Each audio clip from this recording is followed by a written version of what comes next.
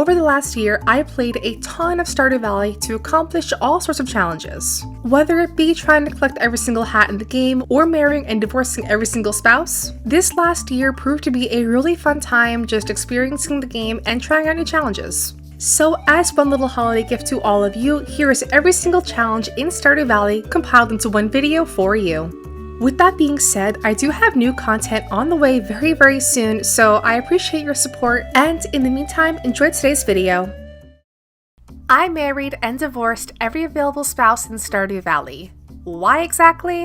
In 1.6, there are these beautiful new spouse paintings available from Traveling Cart Lady upon reaching 14 hearts with your preferred marriage candidate of choice. But for me personally, these paintings will represent a symbol of my unquenchable thirst for romance and heartbreak. Hello my friends, my name is Sapphire, and in today's video, I am going to earn enough money, give gifts to everyone, marry all of the spouse candidates, and then divorce them all. This is all for the goal of obtaining every single spouse portrait in the new update. So come join me today on this unforgettable journey filled with love and letdown. To start things off, of course, I booted up a brand new save file and very appropriately named my farm Heartbreak Farm. And after shuffling the randomizer option multiple times, decided on this funky character. I don't know, I guess I was just kind of feeling the Dr. Draken vibes here. I guess I was just really going for evil supervillain in this playthrough. Oh, and to top things all off, I chose the brand new Meadowlands farm layout for extra spice. After chopping wood, making chests, and renaming my chicklets, I headed to town to scope out the choices for our first victim, the person I'd spend the rest of my life with. I decided for this experiment, my first candidate would be Harvey. He loves coffee, which can be easily bought from the saloon, and has a fairly easy simple schedule to follow. Besides that, I try to give gifts to other candidates when I can, like beer to Shane or pizza to Sam. And behind the scenes, I'll be heading down to the mines to start working on my sprinkler empire, since growing crops will be a pretty easy way to maintain a steady cash flow for the farm. Early on though, I was basically broke, so I scoured the earth for any mixed seeds to grow. On the 5th of spring, the mines opened, so I got straight to work digging down. And while mining today, I found an amethyst for Abigail, a topaz for Emily, and reached floor 10. Never mind! The following day, we reclaimed floor 10, but just barely. I also gave out some gifts today to Emily and Abigail, and also spent all of my money on a single copy for Harvey. Now this is true love, folks. On day 9, I unlocked the community center cutscene, and despite my blue skin and obvious general villainy, I am actually not doing the JoJo route. I know, shocker, right? Alright, give me something good. Something good. Something good? Well, I mean, you know, that's alright. And by spring 10, hit floor 30. The following day, I got high with the wizard, and then stalked Harvey for a bit before giving him a coffee. I then hit floor 40 on day 12, and attended the egg festival to buy up any strawberry seeds that I could. Soon though, it was our first marriage victim's birthday, Haley. And I didn't really have anything to give her today, so I checked Traveling Cart, which had nothing either. So I opted to give her this silver star kale. I don't know, I guess she can make it into a trending TikTok salad maybe? Hi Haley, happy birthday!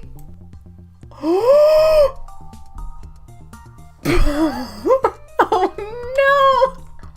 Okay, so she hated it, which I think is quite rude. I still got you a gift for your birthday, Haley. Be grateful, maybe. But no, she hates the kale. Do you hate TikTok salads too, I guess?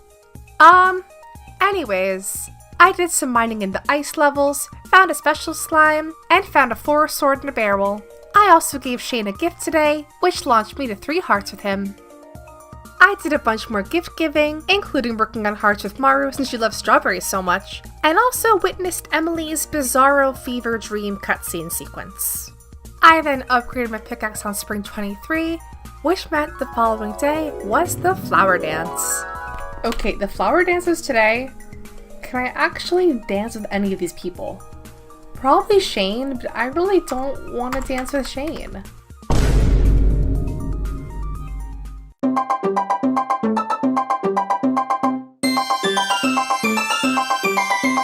I then picked up my pickaxe and finished the crab pot and adventurer bundles. I also watched a very uncomfortable George and Harvey cutscene and gave Emily a birthday gift to finish off spring year 1. And now we're in summer, baby. On the 1st of summer, I bought a bunch of seeds for both Prophet and his spouse gifts. I did some time traveling to grow my blueberries, also giving birthday gifts to both Maru and Alex in between. I've also started giving Shane hot peppers as gifts instead of beer, built a silo, and did the luau to earn easy friendship points. No, like, I wish the Cine Mini monster was real. Because he's so cute and just wants friends, and I really relate to that heavily. I also started giving out gifts to Penny, Haley, and Shane with the summer crops I grew. Skipped a couple days here and there, and then did more gifting, including gifting a pizza for Sam's birthday. And so far, making some really solid progress. As for the mines journey, I hit floor 70 on summer 19, before tragedy struck us. No!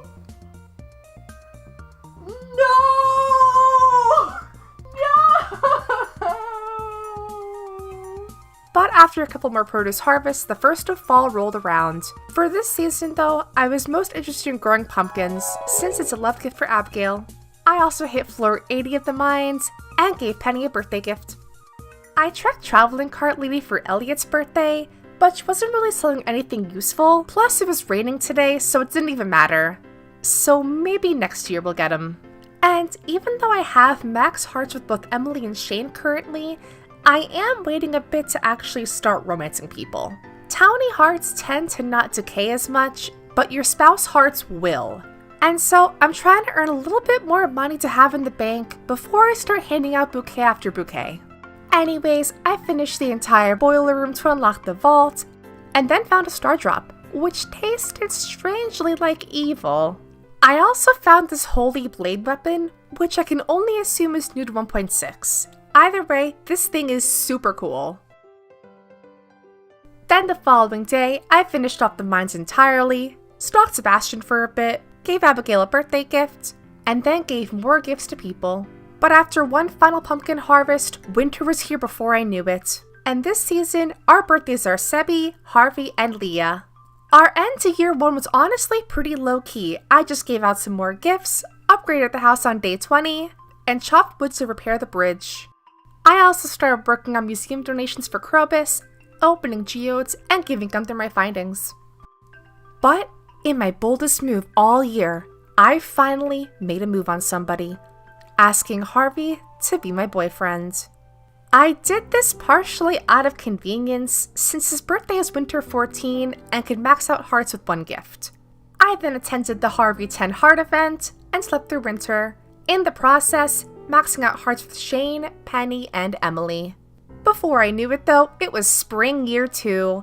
I bought cauliflower for Maru's loved gift and for money. I also smelted some ore to make more sprinklers. And then finally had our first rain of the season, and if you guys know, you know, it is time to purchase the mermaid pendant from the Old Mariner. Which meant our evil Dr. Sapphire could start making moves. Target Harvey. With pendant in hand, I headed for Harvey's clinic bright and early to pop the question, and he accepted. Good. No suspicions at all here. We held the ceremony 3 days later, and before I knew it, Harvey moved in. The final stage of Heartbreak Harvey was in motion. I just have to reach 14 hearts and buy the portrait.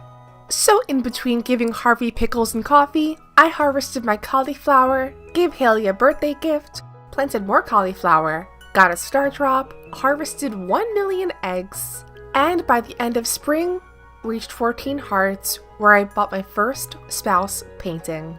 And look, I know I have a long ways to go, but this is a great first step, you guys. Our first painting, we did it. And with our first portrait down, I had to keep this going. I decided next on the chopping block is Haley. And with summer here, I bought sunflower seeds and a bouquet, and officially asked her to be my girlfriend. Yes, while still married to Harvey. I know that. Hey, Harvey, Yeah, about all of this. Okay, good. He doesn't know that I am now dating Haley.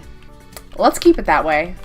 I feel so bad. I feel like Harvey's too nice. I'm going to break his little heart, and he will not recover from this. I also gave gifts to Sebi and Maru, collected more frozen tears, gave birthday gifts to Maru and Alex, harvested blueberries, and made tappers to start working on my keg empire.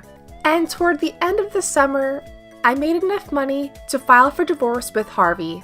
Sorry, Harvey, you were good, but I'm waiting for you to be great. Paige, you were good. I'm waiting for you to be great. Anyway, we had rain pretty soon after, which meant a wedding for Haley and I was on the horizon. Before I could propose to her, though, I had a very spicy cutscene in her dark room, where I absolutely fumbled, you guys.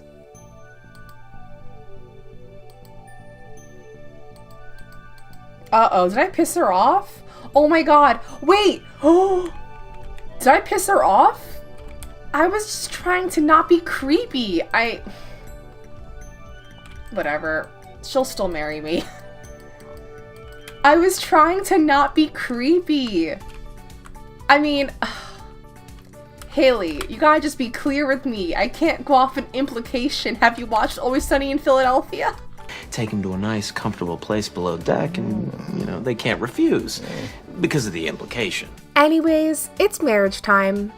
And with my arsenal of sunflowers, pretty easily hit 14 hearts with her on fall 19. Officially buying our second spouse portrait. I wasn't just giving Haley sunflowers though, I was very busy this season. I grew a ton of pumpkins, worked to grow the wine empire, gave Elliot a birthday gift finally, and prepared to wed Abigail next. Like with Harvey, trying to get the 50K for divorce would take a while, so while still married to Haley, I did ask Abigail to be my girlfriend. I know, what can I say? I am truly evil. Winter rolled around, and at this point, it was mostly a waiting game to earn 50K for divorce, which saying out loud is so sad to say as a statement. So anyways, I made a ton of wine this season, gave birthday gifts to Leah and Sebastian, earned the Homesteader Achievement on Winter 13, and by the 26th, the day after Christmas, got enough money to divorce Haley. What a way to end the year. Oh, hey, Grandpa! He's gonna be so disappointed in me. Grandpa, please don't hate me like everyone else. You've tried your best. That's all I can ask of you. 2 candles, right? 2 candles? Let's see. I literally can't even see it. Oh, okay. All right, year 3 time.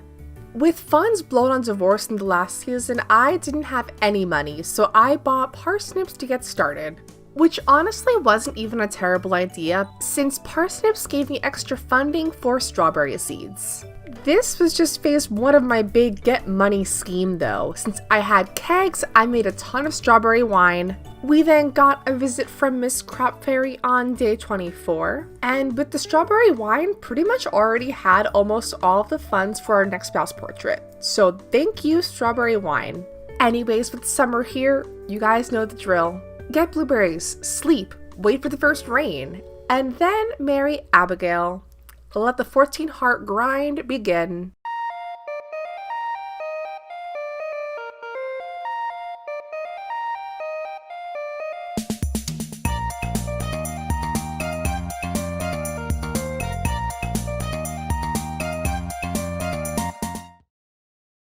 Yeah, we move fast around the valley. Anyways, with Penny's birthday being on fall too, I had pretty high hopes to get her portrait next. I also decided to fully indulge in the Penny 10 heart event because full stop, this is one of the best, if not the best, 10 heart spouse event in the entire game. You cannot convince me otherwise, you guys. Anyways, we had rain on fall 13, proposed, and got married 3 days later. And spouse portraits aside, I was actually very excited to hit max hearts with Penny for this one, because exclusive to Penny's 14 heart quote-unquote cutscene, you get room decals. These decals can only be obtained from Penny's 14 Heart cutscene, and so these are super rare and super cute, you guys. Anyways, I chose the forest and moon aesthetic and bought her portrait a day later. Except when Penny finished the room renovations, there was a minor problem. No, there was a major problem, you guys. I swear to God, if Penny just sabotaged my entire run, I will lose my mind. Oh my God, where did my portraits go? Penny, I swear to God. Oh my God. Oh, thank God. Okay, Penny was safe. For now. But not too long. Because I romanced Shane next, and he gladly accepted. I then divorced Penny, gave Leah a birthday gift, received her ugly sculpture, slept through winter, and awoke yet again to the spring season. After my first cauliflower harvest, though, I decided to invest heavy in strawberries. Marriage with Shane could wait. And oh boy, did I wait. I didn't get a rain day until spring 27, where I then proposed to Shane. He then asked if this was all an elaborate prank, and is he onto us, you guys? Anyways, we then got married, had a big wine and blueberry harvest, maxed hearts using hot peppers, and acquired our 5th spouse portrait. So long, Shane. I decided for our next romance candidate to put fate to the test and use a wheel. I don't know, it seemed fun. Currently, we have 3 fully maxed out candidates to choose from: Maru, Seppi, or Emily. Okay, if I'm being honest, I kind of don't want Sebastian because I have I think only 6 frozen tears, which is not enough, so I'm hoping for Maru or Emily. Oh yeah, okay. We can do Maru. We can work with Maru. And the wheel has spoken. And anyways, big bang boom, we're married once again, folks. While giving gifts to Maru, I got the crop fairy, but besides that, it was a pretty uneventful marriage. Also that winter, I gave gifts to Sam and Elliot, and then romanced Emily right in front of Haley. Sorry, Haley. Look, it's not personal, I promise. But anyways, you guys know the drill. And just like that, our 7th spouse painting has been obtained. Yeah, at this point, the routine was pretty repetitive, which I can imagine is not exactly fun for you guys to watch, as it was for me to actually do in the game. Things got a little exciting when I couldn't get rain eventually. Alright, so update time. I have full hearts with Elliot. I need to marry him, except I am once again plagued by the no rain. Ugh. Okay, give me rain. Oh my God. If I don't get rain at all? Alright, I'm running out of chances. Oh, there it is. There it is. Let's go. Oh my God, there's nobody here. This is so sad. But on a whole, this whole thing was getting very monotonous. Hey, it's for a good cause, I was dedicated to the painting grind, but yeah.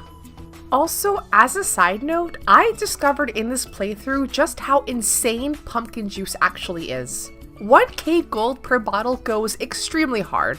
Anyway, Leah was next. I divorced Elliot just before the end of year 6 and asked Leah to marry me on the 4th of spring.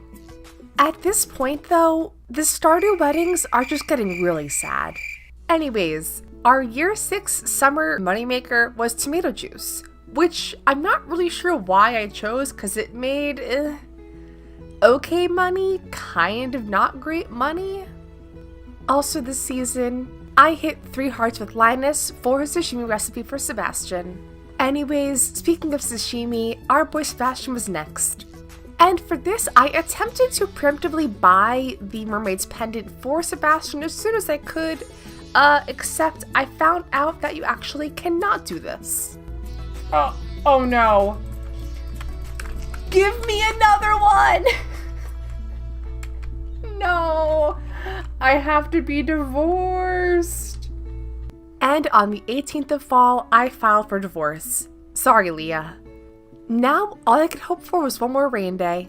Okay, I just need rain one more time. Please.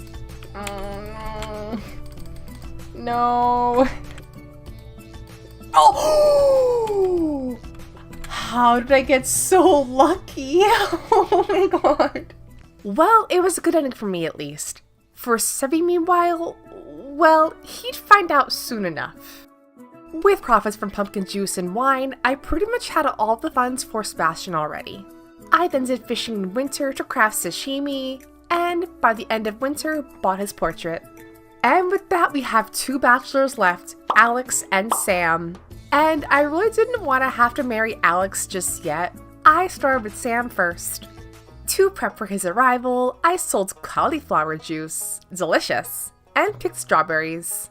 And then on spring 21 of year 7, I finally hit millionaire. Why it took this long, I'm not really sure. I was making bank throughout all of these years, but okay, I'll take it. Anyways, on fall 7, I divorced Sebby and bought pumpkin seeds for my investment. Sorry, Sebby. And despite divorcing Sebastian so early into fall, I did not get rain for the entire month. I guess I was just paying for my crimes finally. So you can bet I slept through all of winter to year 8 of this save file, and then finally got rain on spring 4, marrying Sam 3 days later. And from there I fell into the pretty same routine. Wake up, give pizza, but now checking for artifact spots. And on our last day of spring, bought the Sam portrait. I got a bit lazy here and didn't actually divorce Sam until fall that year, since I'd have to wait until marrying Alex. Why, you may ask? Simply, I forgot to give him a birthday gift this year, and Alex's loved things are too hard to actually get. Like, I'm sorry, I'm not gonna grind for your complete breakfast, Alex. That's not gonna happen. And so I just procrastinated for a bit here. And so I instead focused on artifact and mineral finding.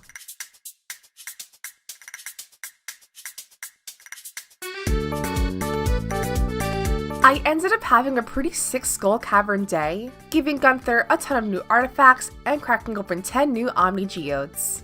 And after these donations, only needed 9 more to unlock the sewer because Alex is not our last portrait candidate. That's right, everyone's favorite Krobus has a portrait as well.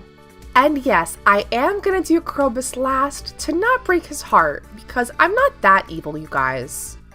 Anyways, I did more Omni Geode hunting.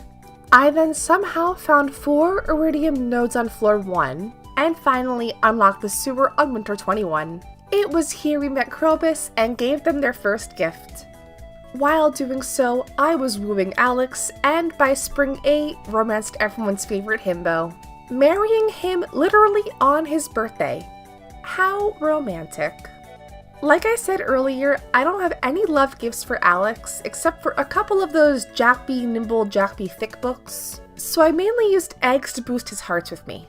And this totally worked, but it just took a lot longer than usual. But finally, on fall 19, I received the Alex painting, divorcing him the same day. Also this same day, I then got the trash catalog, which is totally hilarious and also kind of ironic. But anyways, we added Alex's portrait to our wall of broken hearts before moving into our final phase, woo the sewer monster. And that was actually pretty easy because Krobus loves horseradish and pumpkins, and so in no time I reached max hearts with Krobus. I then traded for the Void Pendant, and on spring 1 of year 10, Krobus had arrived, this time as a permanent roommate.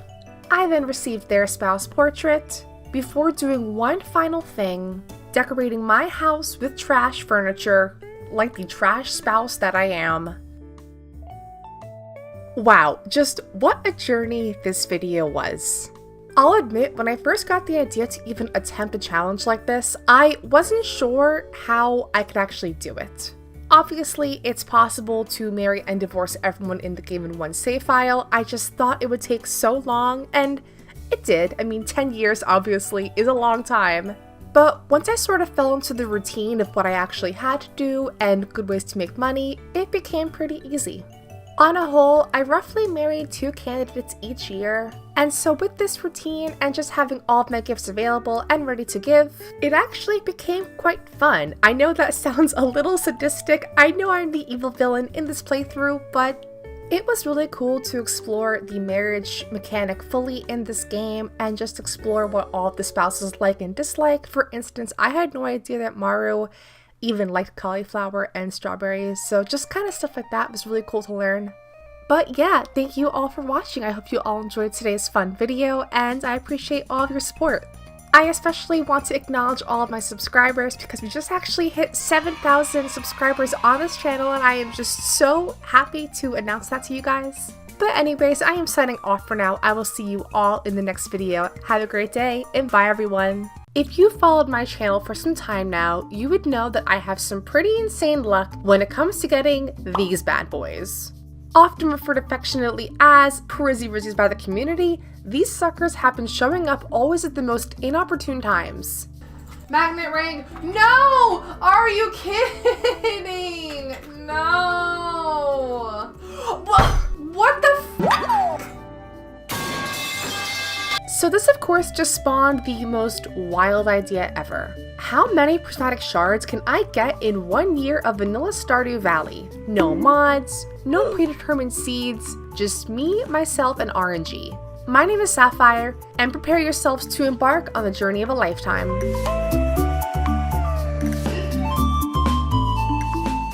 Before getting into things, I want to thank today's sponsor, my channel members. Yes, that's right, you guys, I am sponsoring myself, not really. But if you too want to spam the Prizzy Rizzy emote in my chat, click join below to learn more information. But with that, let's jump back into the video to learn more about my strategy, which really is a fourfold process.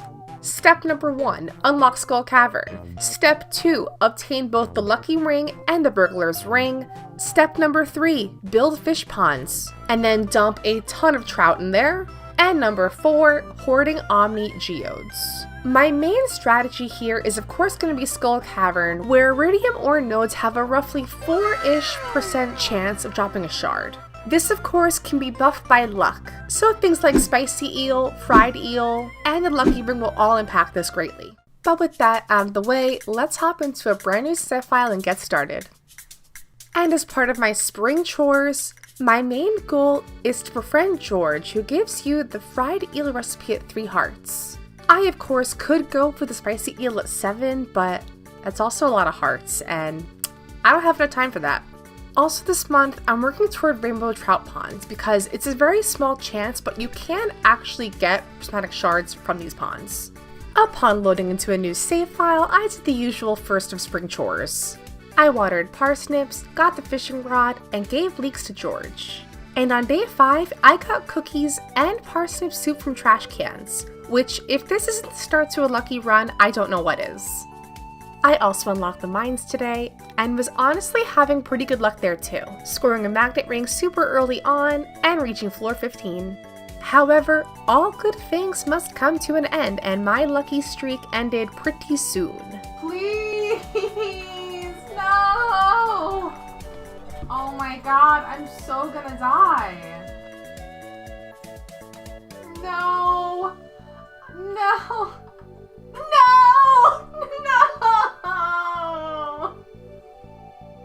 I feel like at this point, if you haven't had a bad Florentine experience, you have not truly experienced Stardew Valley yet. Anyways, over the next couple of days, I did more mining, caught more eel, adopted our cat named Rainbow, reached the ice floors, upgraded the pickaxe, finished bundles, bought strawberry seeds, and then slayed a bunch of dust sprites for the burglar's ring, promptly passing out afterward. On the brighter side, I finished up the crab pot, spring crops, and adventurers bundle, fully unlocking all bundle rooms, but most importantly, the vault. In celebration, I bought the cheapest vault bundle a day later. So yes, Skull Cavern will be the main source for getting prismatic shards. And the evidence on this?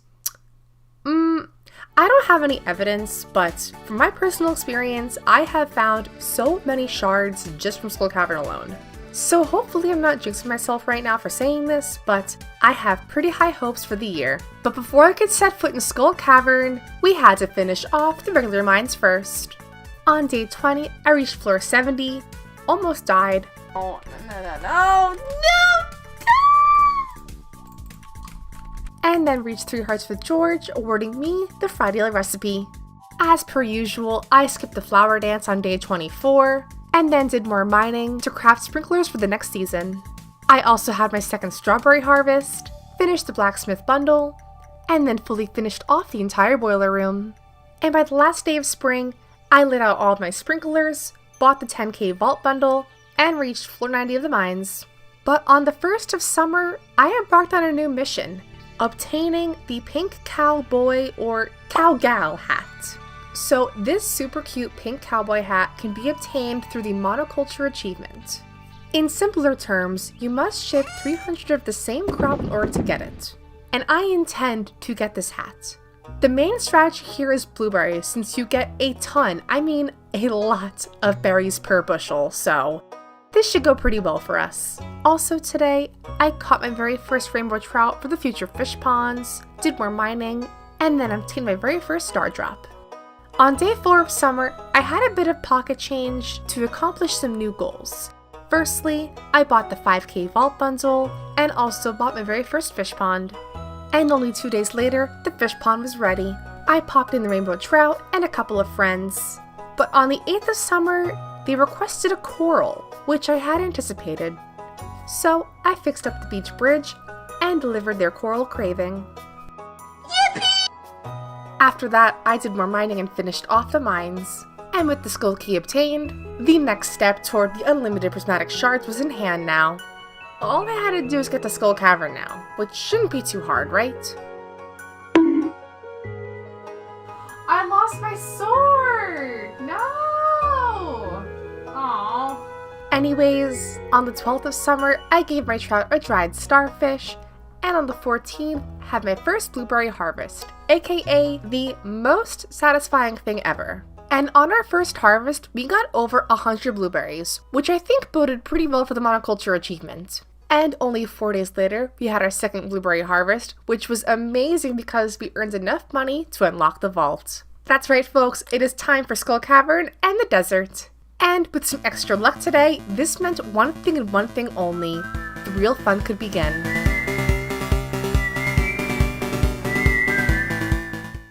Ah yes, the inaugural hunt. It's always fun starting a new save file and doing Skull Cavern. I just love this place so much, and I was super hyped because we had a hunt. I had a hunger, if you will. Frizzy Rizzies, please. Given this was the first Skull Cavern run, I didn't really have too much prep work done in advance for this. Just some bombs, some food, that kind of stuff. And honestly, given this was the first run, I didn't really have too many high hopes to get like crazy good loot here. Like, I was mostly scoping it out to get more iron ore, gold ore, gems to sell, that kind of stuff. But of course, this place never fails to amaze me, and we had a few surprises along the way. No! No! Oh yeah, I died. Didn't mention that? Yeah. Anyways, this was our very first attempt where I died, but on our very second attempt, we had a much better experience. Alright, take 2, and already you guys, this run, the second run, was way better than the first one. We're talking staircases around every corner, a ton of potholes to jump into, a couple fake outs here and there. Iridium! Oh no! They were all crabs! No!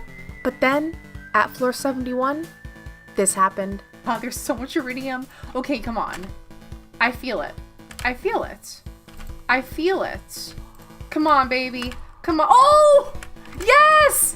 Yes, let's go! Ah! Our first one! Yes! And just like that, the floodgates have been opened. Let the Prizzy Rizzies rain down upon us now. Yes! Level 100 on our very first Skull Cavern expedition. Honestly, what a great way to start this this challenge. I can't think of a better way to start the challenge. So yeah, honestly, I'd say an amazing first run. And so after sorting inventory and smelting iridium, I headed for the mines again to search for the 4th dwarf scroll. The main plan here was an endless cycle of selling iridium bars and then buying bombs from the dwarf. I also upgraded my house and once again headed to the mines. I grabbed an auto grabber from a chest room, 2 prismatics, and then a second auto grabber.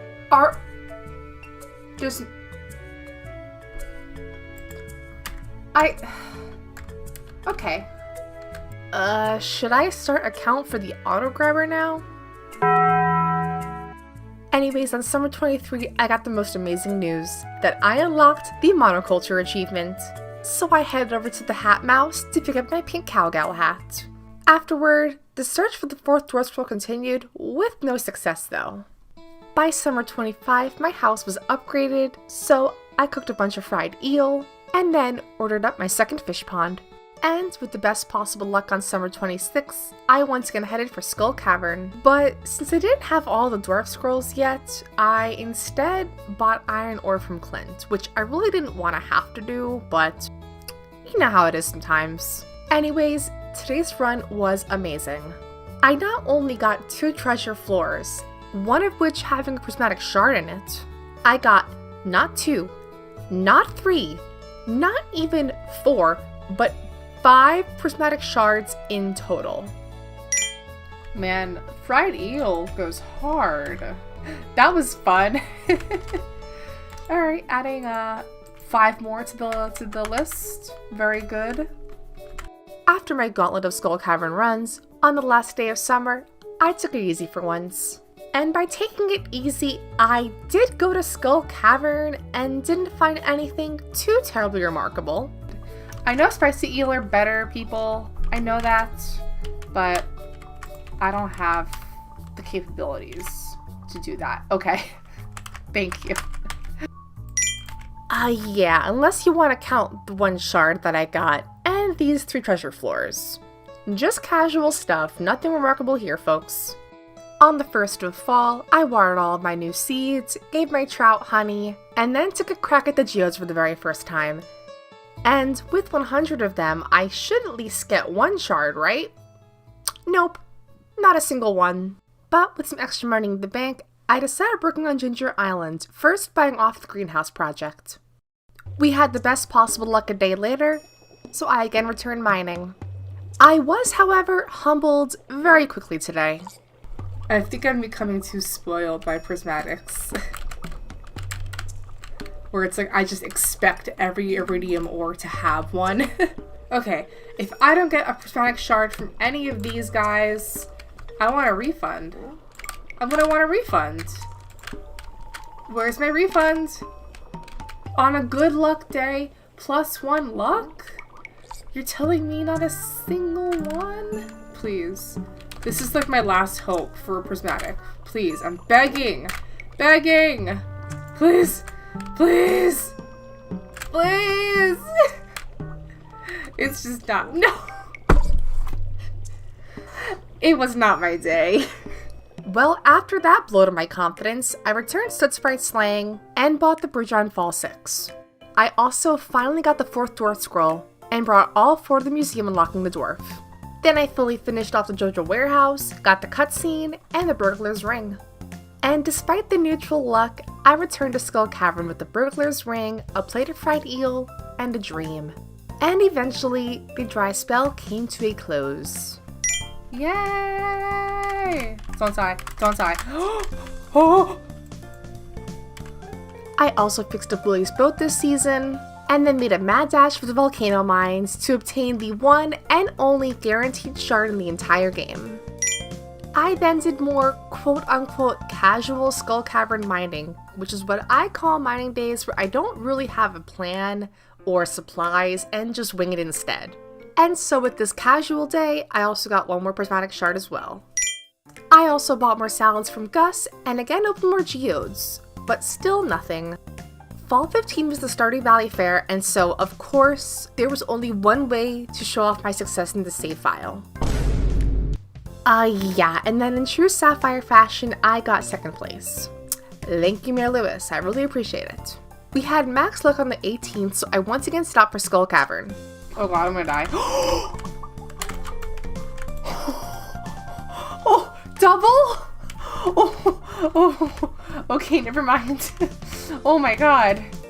And that wasn't all. I added a total of 3 more to my count for 15. But so far in this challenge, I've been going to Skull Cavern on good luck days. But what about bad luck days or neutral luck days? So, on the 21st, I tested my luck on a neutral day, and here's what happened. Ooh, please, please, please, please, please, please, please, yay! But if that wasn't good enough, I got 2 more after that, and then another one. And as the icing on top of this cake, this happened after. I cannot believe I'm having this much luck on a neutral day. This is crazy. 5? Nope. There's no way. Oh, there's no way. There's no way. Okay. A year ago, I got a YouTube comment from somebody who was so offended that I left the auto petter behind. So, this one's for you. No auto petter gets left behind this time. I'm gonna die. This is so chaotic. Oh, if I lost my 5 prismatic shards, I will actually kill Harvey. There's no way. That's embarrassing. That's really embarrassing. I better get all 5 back, Marlon, I swear to God.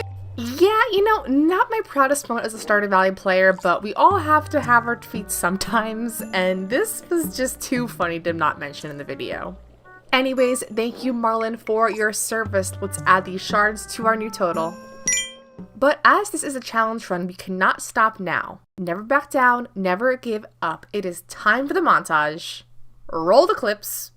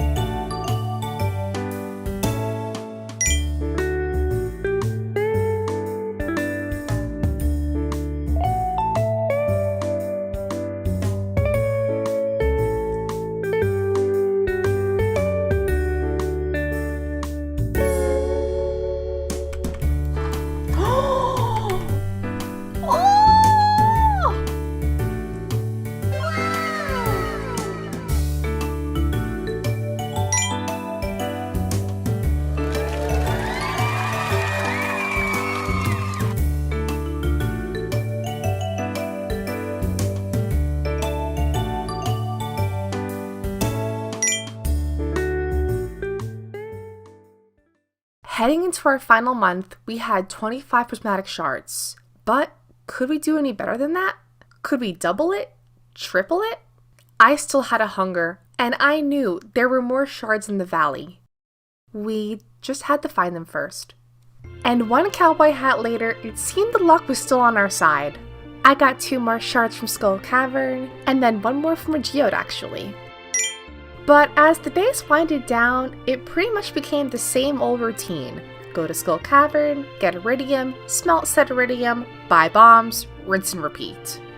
And although it was getting a little monotonous, Skull Cavern did provide some surprises still. Like on Winter 6 for example. I got a prismatic from a mystic node, a crystallarium, a blue cowboy hat, another prismatic, and met Mr. Key all before 2 AM. Then a couple days later, I got a shard from a treasure floor, another blue cowboy hat, and 2 shards from nodes. The following day, I finally traded over 10 Iridium bars for the Desert Warp Totem, which honestly is a big boost for Skull Cavern runs. Without the totem, you're waiting for Pam until basically 10 in the morning, which just wastes so much time when you could be in Skull Cavern already. And so with totem in hand, I returned to Skull Cavern bright and early, and the extra time paid off because we were flying down the floors. Like literally hit floor 50 before 11 a.m. That's kind of crazy for me, you guys. And so it dawned on me. My all-time record for Skull Cavern is floor 129. But could we beat it today? Well, I'd certainly try. But while doing this run, the strangest thing, and you guys, I mean it this time, the most bizarre thing happened to me. What? What the fuck? What the fuck? What? Wait, what? What? Oh god, oh god! Wait, I am so confused right now. What? I've never seen a prismatic shard just like hanging out. What? This ghost shard seriously freaks me out. I have no idea what happened, and I looked back at the clip too. It just like popped out of nowhere. If anybody here knows what happened, please tell me in the comments. I am so confused by this.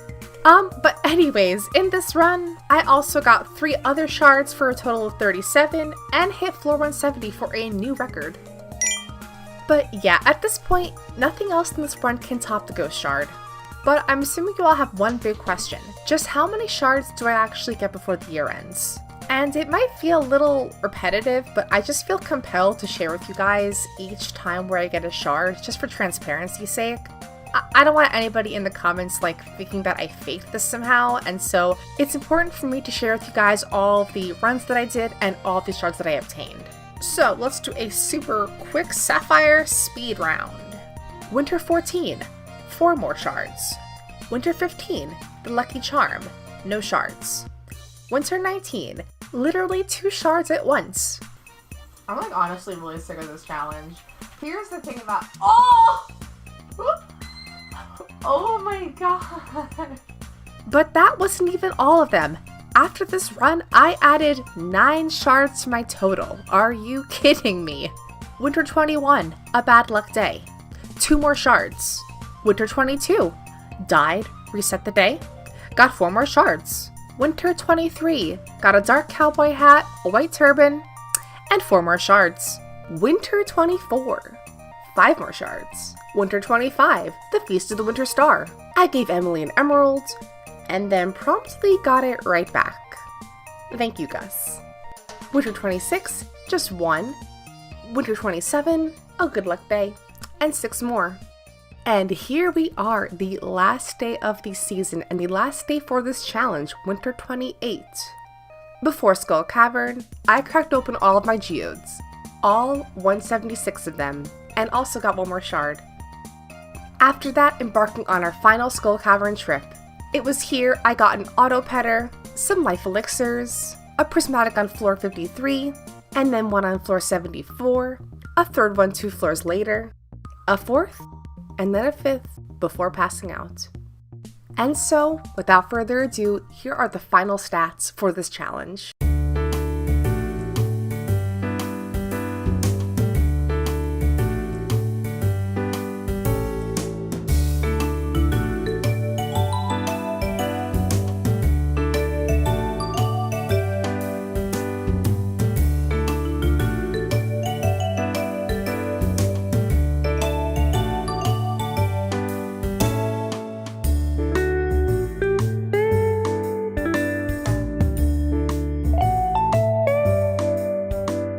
And so there we have it, 78 prismatic shards. I think for what it's worth, this challenge was a success, and I did meet my goal of trying to double and triple my original goal. I'm also not that surprised that Skull Cavern ended up being the best way to get shards. Although I am a little shocked we did not get a single shard from a monster drop. And to no one's surprise, my fish ponds also did not produce a single shard. But that's okay, because I still love them. And so yeah, I hope you all enjoyed today's video. I hope you all possibly learned a new thing or 2 about Stardew Valley. And I wish you all the best of luck getting Prismatic in the future. My name's Sapphire. I am signing off for now. I will see you all in the next video. Bye, friends. I played an entire year of Stardew Valley, but trying to get as many hats as possible. Hello my friends, and welcome back to a brand new Stardew Valley challenge video today. My name is Sapphire, and this is my attempt at getting as many hats as possible in my year of Stardew Valley. In this challenge, I played through a normal year of Stardew Valley, but specifically tailoring goals to try and get as many hats as possible. For those new to the game, you can collect hats through different achievements, tailoring, or random loot drops. I don't really have any specific rules or goals for this challenge, but I do have a daily routine that I'm gonna try to be following for this run overall, including checking trash cans every day, checking for new recipes, doing help wanted quests when available, giving gifts to people, and checking the traveling cart. But with that out of the way, here's how many hats I collected in 1 year of Stardew Valley.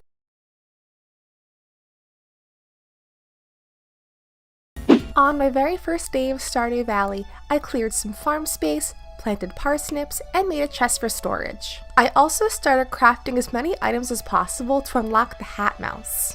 And with the little energy I had left, I bought seeds from Pierre, opened every trash can in town, met villagers, and got level 1 foraging overnight. With this challenge, a lot of the hats attainable would come down to achievements. However, a good portion of those achievements come from perfection, which includes cooking every item, catching every fish, which are obviously really hard to do in only 1 year. So I would definitely spend more of my time in this challenge trying to do other achievements and more obtainable goals. On day 2, I met more villagers, got caught by Alex snooping in the trash can, and got the fishing rod. I spent the rest of today fishing to earn some gold overnight. With rain on day 3, I pretty much spent the day fishing to earn extra gold. In this run, I'm actually going to be doing a JoJo membership run instead of bundles for the community center. Having the freedom to pretty much sell whatever I want, any kind of products, fish, produce, etc., would give me a lot more chances to earn extra money, so in the long run, it made a lot more sense to go JoJo route. I also bought 3 recipes from Robin's in order to unlock the Hat Mouse. Overnight, I got the owl statue. Really?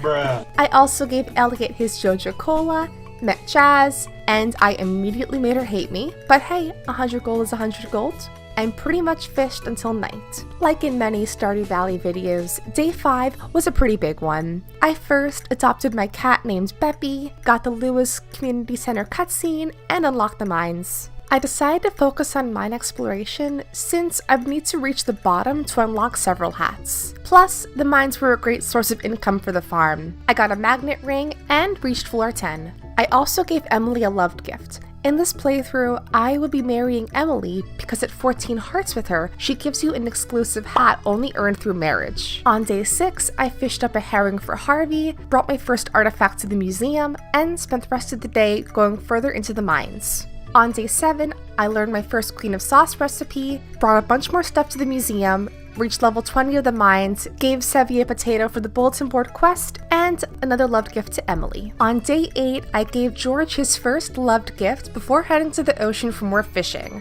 I really wanted to try and get enough gold to buy the membership soon. And while fishing, I got the sea monster. Okay. Seriously, you guys, what is this save file right now? Are you kidding me? On day 9, I sold my second parsnip harvest to Pierre and earned just a little under the 5k that I needed for the membership. So I accepted a new bulletin board quest from Clint to earn the rest of the gold that I would need to buy the membership. Having officially sold over my soul to Morris, much of the early game now will be trying to earn money for each development project. I figured I would kill 2 birds with 1 stone and once again use mining as my main source of income. At floor 34, I struggled super hard to find the staircase, and thank God for the single cherry bomb I had that did the trick. On day 11, I took a break from mining to complete a few quests for villagers. I found Robin's lost axe and caught 3 herring for Willy. I pretty much fished until the end of the night. Overnight, I made a ton of money, which motivated me to go back to the mines to reach the ice levels. I got to floor 45 pretty easily, so I spent the rest of the day farming for copper to craft more furnaces. Day 13 marked the first festival of Stardew Valley, and my first chance to win a hat. Today was the Egg Festival, which meant I needed to come in first place in order to win the straw hat. After watering some crops, I took a stroll around my farm and... Guys, what the actual... I have seriously never had this much luck in a single season of my entire time playing this game. I don't know. I have no idea what's going on. Anyways, I was honestly really nervous that Abigail had won the egg hunt, but luckily I got first place. The first of many hats under my belt. On day 14, I went back to the mines to complete more floors, reached floor 50, and then farmed more copper and iron ore. Day 15 was spent doing a lot of chores. I gave a green bean to Penny for a bulletin board quest, sent off my pickaxe for an upgrade, and brought in more stuff to the museum. I fished the rest of the day and also got the Mother Catch achievement, which meant I unlocked the watermelon headband with Hat Mouse. On day 16, I slayed some sprites for a quest with Rasmodius and did more fishing. Despite the bad luck, on day 17, I wanted to go back into the mines today. I was gonna try to focus on crafting sprinklers so I could optimize my farm for the next season. After selling fish to Willy, I also earned the Greenhorn achievement, unlocking the good old cap with the Hat Mouse. Day 18 again was more mining. I almost died twice, but luckily avoided it. With bad luck again on day 19, I focused mainly on quests for different villagers before fishing. I also bought the fiberglass rod from Willy's shop. With better luck on day 20, I decided to do more mining. I got incredibly lucky and decided to just call it quits on floor 65. With yet more luck on my side, I went back into the mines. After reaching level 70, I decided to call it quits early because I was getting really sick of all these monsters showing up. I also reached level 5 of mining and chose the miner class. On day 22, I made a lot of money overnight and decided to spring for my first development project, the minecarts. I also got the Demetrius cutscene and chose bats. I also cracked open my first round of geodes with Clint, and then did more fishing. Day 23 was pretty chill. I mostly spent it in the mines again, grinding more floors. Today, I reached level 70, which had skeletons, a monster I would need to unlock the skeleton mask via the Adventurers Guild. Day 24 was the flower dance. I asked Emily and got denied.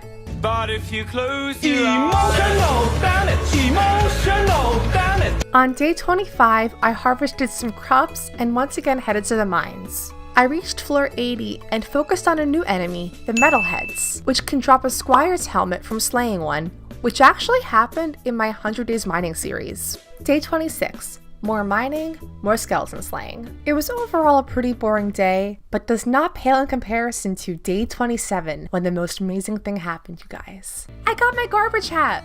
Yes!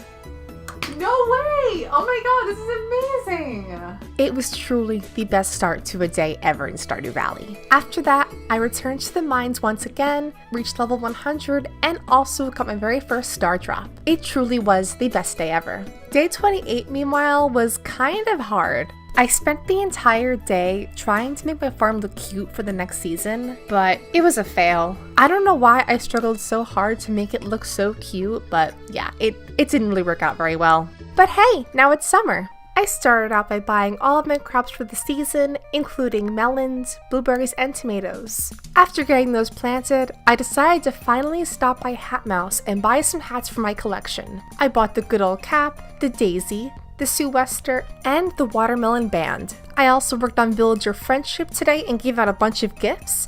And to finish off my first day of summer, I finished the Monster Slayer goal for skeletons to earn the skeleton mask. Consider that 7 hats from my collection now. My main goal this season was to earn a bunch of money since I'd need to upgrade tools and my house, as well as buy more community works projects from Joja. Although I really didn't want to go mining again, I decided right now it was the best way to actually earn money. On day 31, I was very determined today to finish off the final levels of the mines, so I headed back once again. After reaching the bottom of the mines, I found the skeleton key. Afterward, I gave a gift to Marnie, and then sold more gems in the shipping bin.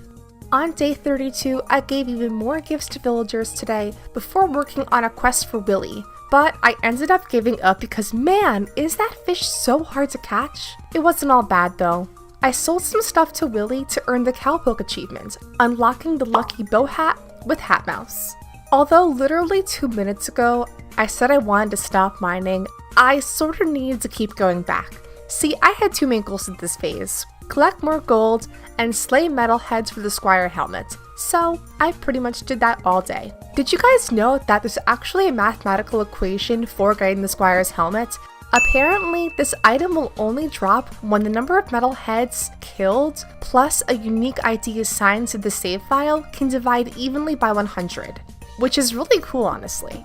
I also finished 10 help wanted quests today, unlocking the Gopher achievement and the polka bow with Hat Mouse. Days 34 and 35 were the same. I spent both days cracking open more geodes, giving artifacts to Gunther, grinding more gold, and slaying metalheads. Day 36 too again was largely focused on grinding gold, coal, and metalheads. I also got 5 hearts with Emily today to unlock the butterfly bow. On day 37, I built a bunch of charcoal kilns as a better resource for getting coal. After, I smelted some gold ore and did some other chores. I also did more gold and metalhead farming again, and then really embarrassingly died to a metalhead. Yeah, I wasn't too happy about that one, you guys. The next day, I decided to take a break from the mining today to do some more fishing. On day 39, I did more mining from gold and also got my squire's helmet today. This brings my total of hats to 8 now. And then the worst thing happened. The luau was today. You guys, I totally forgot. I panicked and raced back home to try and find something for the pot. And luckily, I ended up having a peach in the cave to throw in and appease Lewis and the governor. The next day, I had my first tomato harvest, which was super exciting. Besides that, I once again did more mining, and I was super close to the 40k gold I would need to unlock Calico Desert. And the very next day, my first melon harvest was ready, so I picked all those up, threw them in the bin, then more mining. With profits from the melons and mining overnight, I reached the 40k to unlock Calico Desert. So, after heading to Joja to purchase that, I visited the mountain lake to catch a largemouth bass for Pierre. And then this absolutely hilarious moment happened with Elliot at the beach. Overnight, the bus was repaired, but before I could take my first trip to the Skull Cavern, I decided to upgrade my pickaxe with Clint. After that, I fished the rest of the day. On day 45, my pickaxe was ready, so I hurried over to Clint's to pick that up and buy a ticket to the desert. Since this was my first Skull Cavern run, I didn't really have any expectations or goals, just survival. I will survive. I will survive. On day 46, I returned to the normal mines to grind some more iron and coal to craft bombs as a more efficient way of getting around Skull Cavern. But then I had the best possible luck, so my brain was like, nah, just go back to Skull Cavern, lol. 12 seconds later. Okay, never mind, guys. On day 47, I yet again spent one more day prepping for Skull Cavern by gathering more coal from the kiln and buying food. I also finally caved for a backpack upgrade. I also did more fishing and actually got a dinosaur egg today. I would definitely save this one to Taylor for the dino hat. Day 48 was a semi-good luck day, so I figure it was no day better than to attempt my first ever Skull Cavern run. As a reminder, in this challenge thus far, I still needed to buy 4 other development projects from Joja to unlock Ginger Island, which I was really hoping to do by year's end. I honestly had a really rough start to the run, but ended up getting a few iridium ore and my first prismatic shard. The luck didn't stop. Overnight, I also got the UFO, which I didn't even realize until editing this video, so just add that to the list of rare events in this game so far. The next day, I organized inventory and smelted my first iridium. I also got a cutscene with Emily that finally unlocked her sewing machine. So, with my dino egg in hand, I crafted my first of many tailored hats. Sorry, Gunther. With more good luck on day 50, I decided to go back to Skull Cavern after giving a few more gifts and buying the Panning Community Center project. I found lots of great loot today, including 2 treasure floors and a lot of items needed for tailoring hats, including the Miner's Treat, the Red Mushroom, and Tibia. Day 51, meanwhile, was pretty chill. I once again organized more inventory and made a chest for all the items that I would need to tailor with, and then did more tailoring to make 3 new hats. The next day, I focused on more gift giving and working to finish the Monster Slayer goal for Dougie's, which awards you the hard hat upon completion. I also cracked open more geodes today and gave Gunther my new findings. I also got the glittering boulder cutscene, which technically means I got another hat. Consider this 13 hats for the collection so far. On day 53, I again was focusing more on questing, including giving Demetrius a melon for his research and George his hot pepper for his knee. I then again returned to the mines to focus on the Dougie Monster Slayer goal. I also somehow found a scorpion carp out of the trash can that I actually need for a tailored hat, so that was kinda cool. On day 54, I took a visit to the traveling cart today to purchase a rare seed that I would actually need for a tailored hat. I gave more gifts, and then finished off the Monster Slayer goal for Dougie's to collect my hard hat. On day 55, I went back to the desert to gather more resources and work on Monster Slayer goals for Mummies and Pepper Rexes, since rewards for both give you hats. I got to level 41 and then died and literally lost so much stuff. You guys, I was devastated. I contemplated restarting the day, but then decided I could just pay off Marlin to recover my items. On day 56, and the last day of summer, I did a bunch of errands. I chopped a ton of wood to get coal and smelted the ore that did survive the previous Skull Cavern trip. I also visited Marlin's to recover lost items, and exchanged my 1 Prismatic Shard for the Galaxy Sword. I brought in new stuff to the museum and got the Treasure Trove achievement, unlocking the blue bonnet. I tailored the Fisher's hat and bought all new hats I didn't already have from Hat Mouse, including the Lucky Bow, the Butterfly Bow, the blue bonnet, and Polka Bow. After summer, I had 19 hats. Day 57, the first day of fall, y'all. I started out by doing my usual first of season chores. I took care of old crops, bought seeds, and planted those up. I also gave out more gifts and did some gold farming. On day 58, I crafted a tapper to get syrup for one of my tailored hats. Also, today the special request board became available, so I unlocked that and chose the first quest. With the best possible luck on day 59, I decided to go to Skull Cavern again. I had a really solid run before the most tragic thing happened to me. Or you see someone that you know and they ask you how you are, and you just have to say that you're fine when you're not really fine, but you just can't get into it. The next day was pretty much sorting through inventory and just trying to get a sense of what I actually did have after that Skull Cavern run. I also slayed more bugs for Willie's special order quest. With lots of money in the bank, I decided to tackle 2 important things today. First was purchasing yet another development project with Joja, and upgrading my house finally. Overnight on day 62, the greenhouse was repaired, and Robin was working on my house upgrade. Today I also finished off the bug meat quest for Willie, and did some more fishing to earn the Old Mariner achievement. With the ghost fish catch, the official cap was officially waiting for me at Hat Mouse. On day 63, I returned to Skull Cavern despite the bad luck. I also took a visit to the traveling cart today and purchased a yam and chocolate cake. I had sort of a mediocre run though, so I returned to the valley to instead do more gift giving. I also bought a fish taco from Gus, since I would also need that for a tailored hat. Day 64 was pretty busy. Overnight, my house was finally upgraded, earning me the Moving Up achievement and unlocking the Trop Clip. With my new house, I went to start working on recipes for further achievements. I bought some ingredients from Pierre and a bouquet for Emily. I also delivered Marnie's amaranth, asked Emily to be my girlfriend, and returned Linus's basket. On day 65, I spent the day collecting more iron to craft bombs for my next big Skull Cavern run. I also gave gifts and finished off quests for villagers. After a gift to Shane, I earned the Clicks achievement, which unlocked the tiara with Hat Mouse.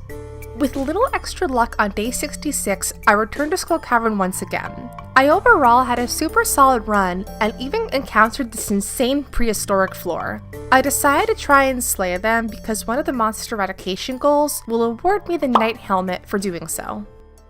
With a bunch of cloth from the previous day, I decided to tailor a bunch of new hats. I crafted both beanies, all 3 party hats, the pilgrim hat, and the goggles. a total of 7 new hats today and bringing my total to 26. Also, before I was giving Vincent his daily grape, I noticed these little decals outside of his window. I have never seen those before, but that was just so cute to me, I had to point it out to you guys. With the money earned from my latest Skull Cavern run, I had just enough money to unlock the final development project, the bridge to the quarry. So, I made a beeline for Morris and handed him over the gold to unlock the last project, finishing off the JoJo warehouse. The next day, I got this incredibly bizarre JoJo cutscene that I've actually never seen before, since this was my first time doing a JoJo Mart run. In the end, I got this soda machine for my efforts, which honestly isn't even that great of a prize. But go off, I guess. I also caught a largemouth bass for Harvey and got a treasure chest out of a treasure chest. I actually would need this later to tailor a pirate hat, so I was pretty stoked about that overall. Overnight, I earned the Homesteader achievement, unlocking the cool cap with Hat Mouse. Also on day 70, I had my first pumpkin harvest and got this very mysterious note from Willie. After going inside his shop, I learned he had a boat that could take me to Ginger Island if repaired. To fully repair it though, I would need batteries, hardwood, and iridium. And without spoiling too much here, I will say this moment right here on day 70 was the downfall for this run. I won't say which of these 3 items was the most difficult to obtain, but I'll let you guess on that one. On day 71, I worked to get the rest of the items to fix Willie's boat. Since I couldn't yet craft lightning rods, my best bet right now was trying to get iridium bats to drop them. And since the repair required iridium bars, I headed back to Skull Cavern. Overall, I had a pretty decent run, but unfortunately didn't get a single battery. Day 72 was the Stardew Valley Fair today, which meant a new hat, the fedora. Milady? I am so sorry. After arranging my Grange display and getting first place, I purchased the fedora to add to my collection, for a grand total of 27. The next day, my copper axe was ready, so I picked that up, chopped my hardwood, and got level 6 foraging, also unlocking the recipe for lightning rods. Now, I would just need one more day of rain. That shouldn't be so hard, right? Right? How wrong I would have been, my dear subscribers. The next day, I crafted up a bunch of lightning rods and could only hope for more rain. In the meantime, I repaired the bridge at the beach and gathered more hardwood. After crafting a beach totem, I also got the artisan achievement, unlocking the trucker hat from the Hat Mouse. I also bought the final backpack upgrade, finally. On day 75, I once again did my daily hardwood collection and returned to the mines to collect more iron to make bombs for Skull Cavern. At this point, I was getting very worried it would not rain again the entire season.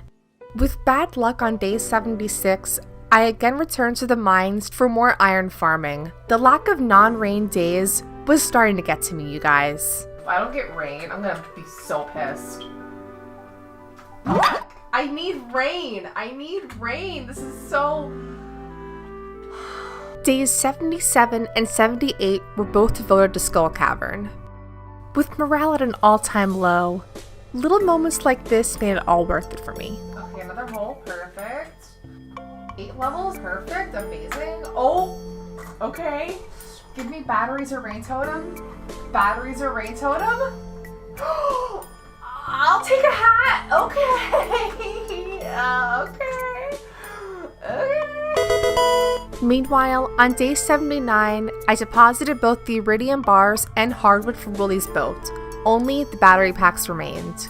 I also got a mushroom tree, but sadly, it did not drop the highly coveted mushroom hat. I also tailored 2 new hats today, the pirate hat and totem mask, for a new total of 30 hats.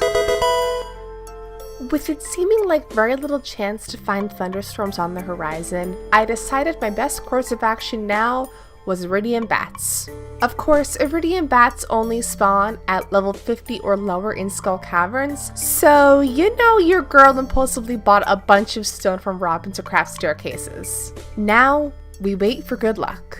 Day 81, no rain and no good luck. Day 82, meanwhile, had decent luck, so honestly, let's just go for it. I also decided that if I didn't get any batteries today, I would just keep resetting until I did. Look, I know this isn't ideal. You think I want to keep doing a Skull Cavern when I have the prospect of the volcano mines to look forward to? Absolutely not. And despite having a really good run, I had to restart. And I restarted again and again. On day 83, I added one new battery to my collection and devised a new plan. I decided obtaining the Burglar's Ring was the best course of action since this ring gives you the chance for double loot drops from monsters. After a day of suit sprite slaying, I headed to the Spirits Eve Festival to obtain my golden pumpkin and jack-o'-lantern, 2 items required for tailoring hats. My last day of fall, day 84, was very busy. I tailored 3 new hats, including the white turban, pumpkin mask, and the witch's hat. I also visited my good friend Hat Mouse and purchased the tiara, tropiclip, trucker hat, and the official hat. After cooking up some pancakes, I also earned the chef achievement to unlock the delicate bow. After fall, I have 37 hats now. Day 85, the first day of winter is officially here. To start off the season, I picked up my Burglar's Ring and gave Emily one more gift to earn the Best Friend achievement and unlock the mouse ears with Hat Mouse. Unfortunately for me, without Rain, marriage with Emily would be virtually impossible, meaning no coveted 14 heart hat for me. Besides that, I returned to Skull Cavern once again to grind more resources and monsters. 12 seconds later. No. Okay, never mind. On day 86, the spirits decided to be kind and give me a second chance, so I headed back to Skull Cavern again the next day. Unfortunately for me, I didn't get any batteries. I just decided to move on and go on to day 87. Today I smelted ore, sold some stuff, cracked open geodes, and gave stuff to the museum. I also bought salads from Gus and got the magnifying glass. The next day, I once again returned to Skull Cavern, and ironically, on the worst luck day is of course when I get good luck, including a prehistoric floor, a battery, more cloth, and tons of gems to donate. I also finished the Monster Slayer goal for mummies, unlocking the arcane hat.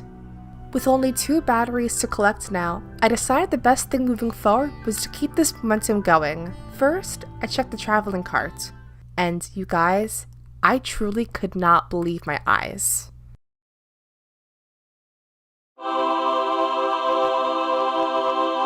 She actually had a battery. I could not believe it. Oh my gosh. This was the best day ever. This meant I would just need one more and I could finally head off to Ginger Island. I headed back to the mines, but unfortunately, no new batteries. But don't fret, my loyal subscribers, because on day 90, ya girl got her final battery. With 5 batteries in hand, I immediately headed to Willie's shop to deposit them. Ginger Island was finally within reach. And although I never got the rain to buy the mermaid pendant for Emily, I was still hoping for any kind of miracle. Also today, I picked up my arcane hat from Gil, totaling now 38 hats. Although the belt was repaired, I couldn't go to Ginger Island just yet. Unfortunately, today was the Festival of Ice, and because there was a hat that I could win at this competition, I couldn't skip out. I ended up coming in first place and adding a new hat to my collection. Overnight, I got another owl statue. Bruh. But finally, you guys, today was the day. Ginger Island, let's go! I pretty much spent my first day wandering around, finding walnuts, and collecting all new resources. The next day, I once again focused on trying to collect more golden walnuts to unlock Mr. Key's golden walnut room. I unlocked the West Island and started a new farm. I also unlocked the sewer to start working on the Dark Talisman quest, and bought a star drop from Krobus. Once again today, I worked on getting more walnuts, and also gave Sandy a cactus for a quest item. With a lot of the new resources from Ginger Island, I tailored 4 new hats, including the wearable dwarf helmet, the swashbuckler hat, sunglasses, and the forager hat, for a new total of 43 hats.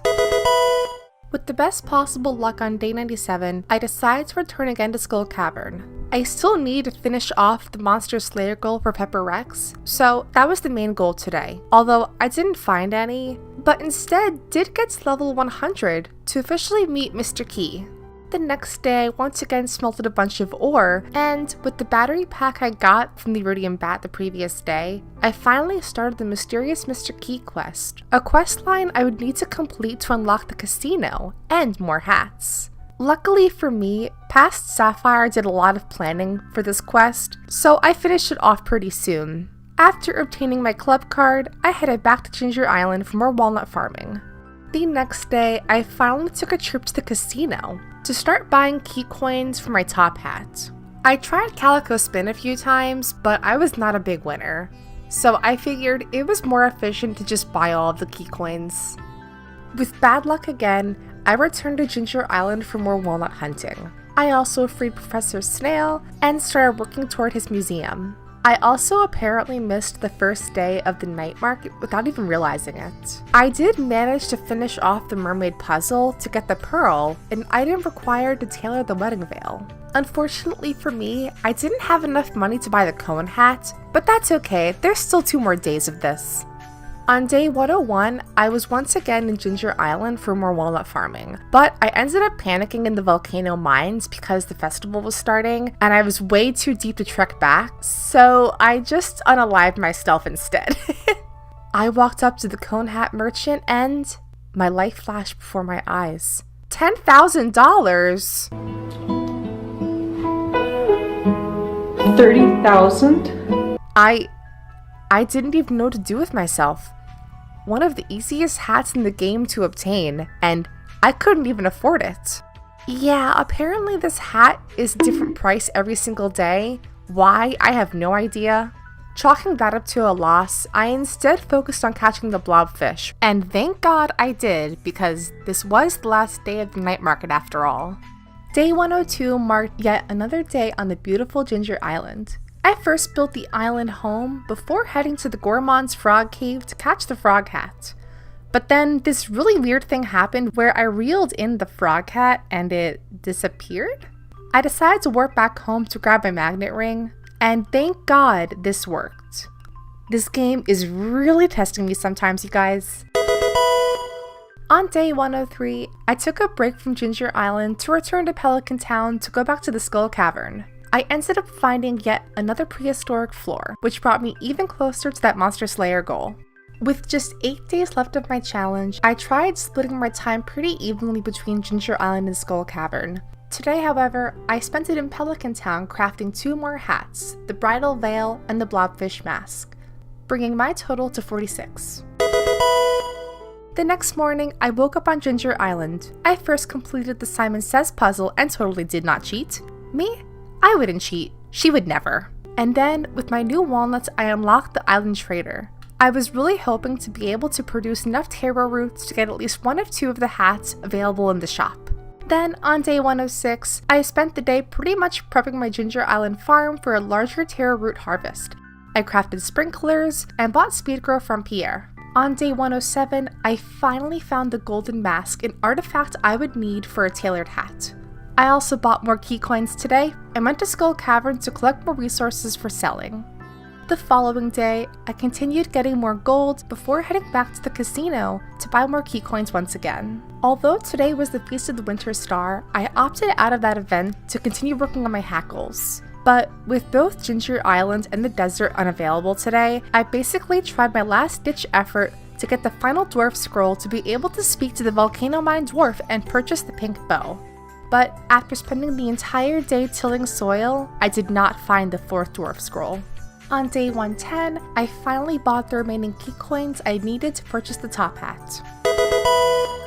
With just 2 days to go, I cracked open some golden coconuts today, but unfortunately did not get the golden coconut hat.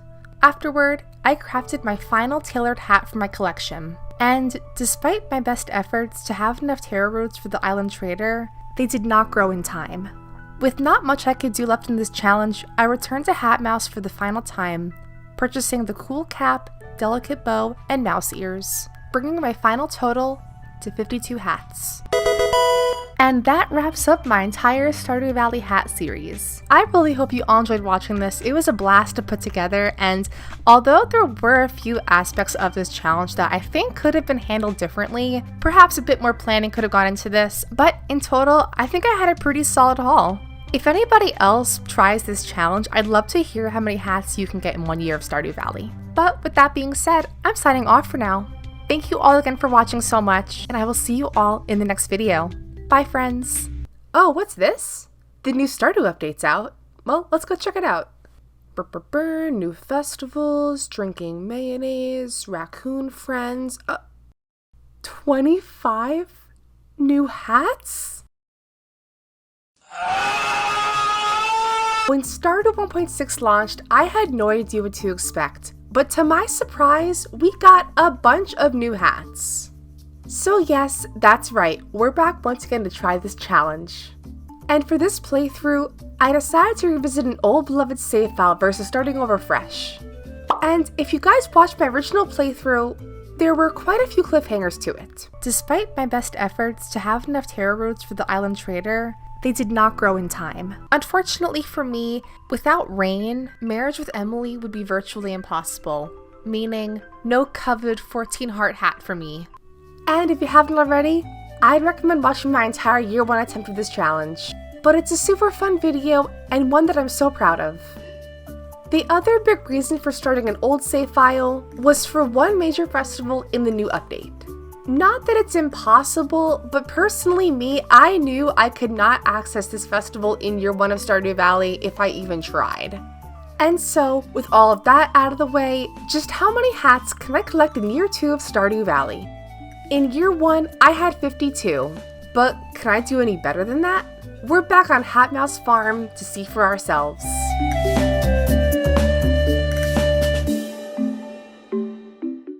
Before I could even go and collect more hats, I first had to get my bearings.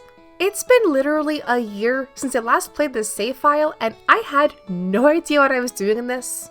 Living hat? Living hat. Living hat. God damn it. One thing I did know though is the first thing I needed to do was buy the big chest recipe. Yes, this was a must, you guys. So I chopped a ton of wood and headed to Robin's ASAP. After organizing all of my hats into one lovely chest, I decided my next course of action was taking things pretty slow. I mostly wanted to focus early on collecting more money and giving gifts to people, since money and friendship achievements are 2 ways to get a lot of hats in this game. I also started a new list for hats to tailor, including a lava eel for a logo cap, caviar for the fashion hat, and so on. Overnight, I got the first round of Mr. Key loot boxes, but for now, decided to keep on mining instead of looking for them. I also gave out more gifts to people today, and collected copper for a quest, also discovering a new 1.6 addition to the game. And then while slaying monsters, I casually got a hat. Yeah, editing savvy here, this is not a new hat for us, and I will unfortunately find this out soon enough, so we are not going to add this to our new hat total. With it being year 2 now, I decided to tackle some Ginger Island walnut collecting and finish off Birdie's quest. I also decided to make a year 1 and year 2 chest for my hats I've collected, before making an alarming discovery. I've made a discovery. The hairbone? I already have one. So I didn't find a new hat. I just somehow got one from the mines, which is amazing. Thank you so much, game. I really appreciate it. I really appreciate being trolled. Things got better a day later though, because we finally got rain, which meant I could finally propose to Emily, which I have been waiting to do since year 1. This also meant working toward Emily's 14 heart event, which included a new hat. I then did a quest for Maru, gave out more gifts, and headed to Ginger Island, which also prompted this new achievement, A Distant Shore. Not only a great Steven Universe song, but also a new hat from Hat Mouse. I then did more exploring, got a bunch more walnuts, and rediscovered my taro tuber farm. I guess I can only assume this is for a hat. Then on day 105, I finally got my very first new hat in the game, a deluxe cowboy hat from Desert Trader. Then the following day, I fully finished off the entire volcano mines, unlocking a free Prizzy Rizzy and a couple new golden walnuts. On day 107, I got married. I had little time for frivolities though. I had a date with Skull Cavern instead. One of my goals from last year was to fully finish off the Pepper Rex monster eradication goal, which I still had to finish off. Besides that today, I also bought a new hat for a grand total of 2. I then gave out more gifts, cracked open more golden coconuts. Give me the golden coconut helmet, please. I said the golden coconut helmet. I said the golden coconut helmet! Wrong answer. This was... Clint, I actually hate you. And then finally traded in all of my Terror Tubers to the Island Trader for the small cap. But more importantly though, I finally found the 4th Dwarf Scroll, which meant buying this pink bow from the Island Dwarf. This was such a relief for me because last season of this, I was struggling so hard to find this Dwarf Scroll. It was driving me bananas, so thank God that's finally over. I'll also admit to you guys, I have been feeling a little overwhelmed with this new update, and this right here, the 4th Scroll, brought me a new sense of peace I did not know existed. Anyways, day 109, I brought in that final scroll, except I didn't get the translation guide. It just didn't work. So I reordered them, still didn't work. So after some solid panicking here, somebody in a forum said to sleep overnight, so I tried that, and I think this worked, because I can now talk to the dwarf, but like, I didn't get any sort of book from Gunther. I don't know. Anyway, pink bow was acquired. Let's move on. On day 111, I did nothing, and then the following day, I bought a sturgeon. Wow, real gaming folks, real gaming right here. We bought a fish. Anyways, the Egg Festival was the following day, and I decided to do it just to see what would happen, and instead of gold as the year 2 prize, I got a prize ticket instead, which was pretty cool. I then bought seafoam pudding on day 114. I actually don't even know why I did, but there you go. But anyways, Spring 15, the first of a 3-day new 1.6 festival, the Calico Desert Festival. And oh boy, you guys, I have been waiting for this festival. Honestly, a big part of why I didn't restart this hat challenge entirely was for this festival, because it is just so cool, and there are so many hats, and I just wanted to do it. Also, a small disclaimer, when I first started the year 2 hat challenge, this was like a day into the new update drop. And so I didn't have all the info for this festival, which meant I did not get a single hat from Emily's clothing swap sort of thing. So if I see a single comment from one of you guys saying I could have gotten this hat and this hat from Emily's clothing thing, banned. Banned on site. And could I have waited for all of the info to be available? Of course, yes. But goddammit, I didn't want to wait. Anyways, after a day of fun in Skull Cavern and getting a ton of calico eggs, I bought the new Dark Velvet Bill for a total of 5 hats. On day 2 of the festival, I did a bit more prep work to buy some bombs and iron ore. And as a result, had a much better festival. Let's submit my egg rating. Oh my god, 199 calico eggs! Okay, I had enough calico eggs to buy the blue bow and the mummy mask for a new total of 7. The hat train just continued because the following day on day 117 was a very special day, folks. It's sort of the unofficial, official St. Patrick's Day celebration, and so there is an adorable hat you can get that I have been waiting for. Besides that, I added a sturgeon to my pond and traded in 30 more terror roots for the bluebird mask for a new total of 9 hats. The hat grind then continued. I finally finished off 40 help wanted quests, unlocking a new achievement and this chicken mask with Hat Mouse. After that though, I attempted to catch the lava eel for the logo cap. So I scarfed on the seafoam pudding and got to work. Oh, here it is. Okay. Oh, please. Come on. Oh, please. Oh. Yes! Piece of cake.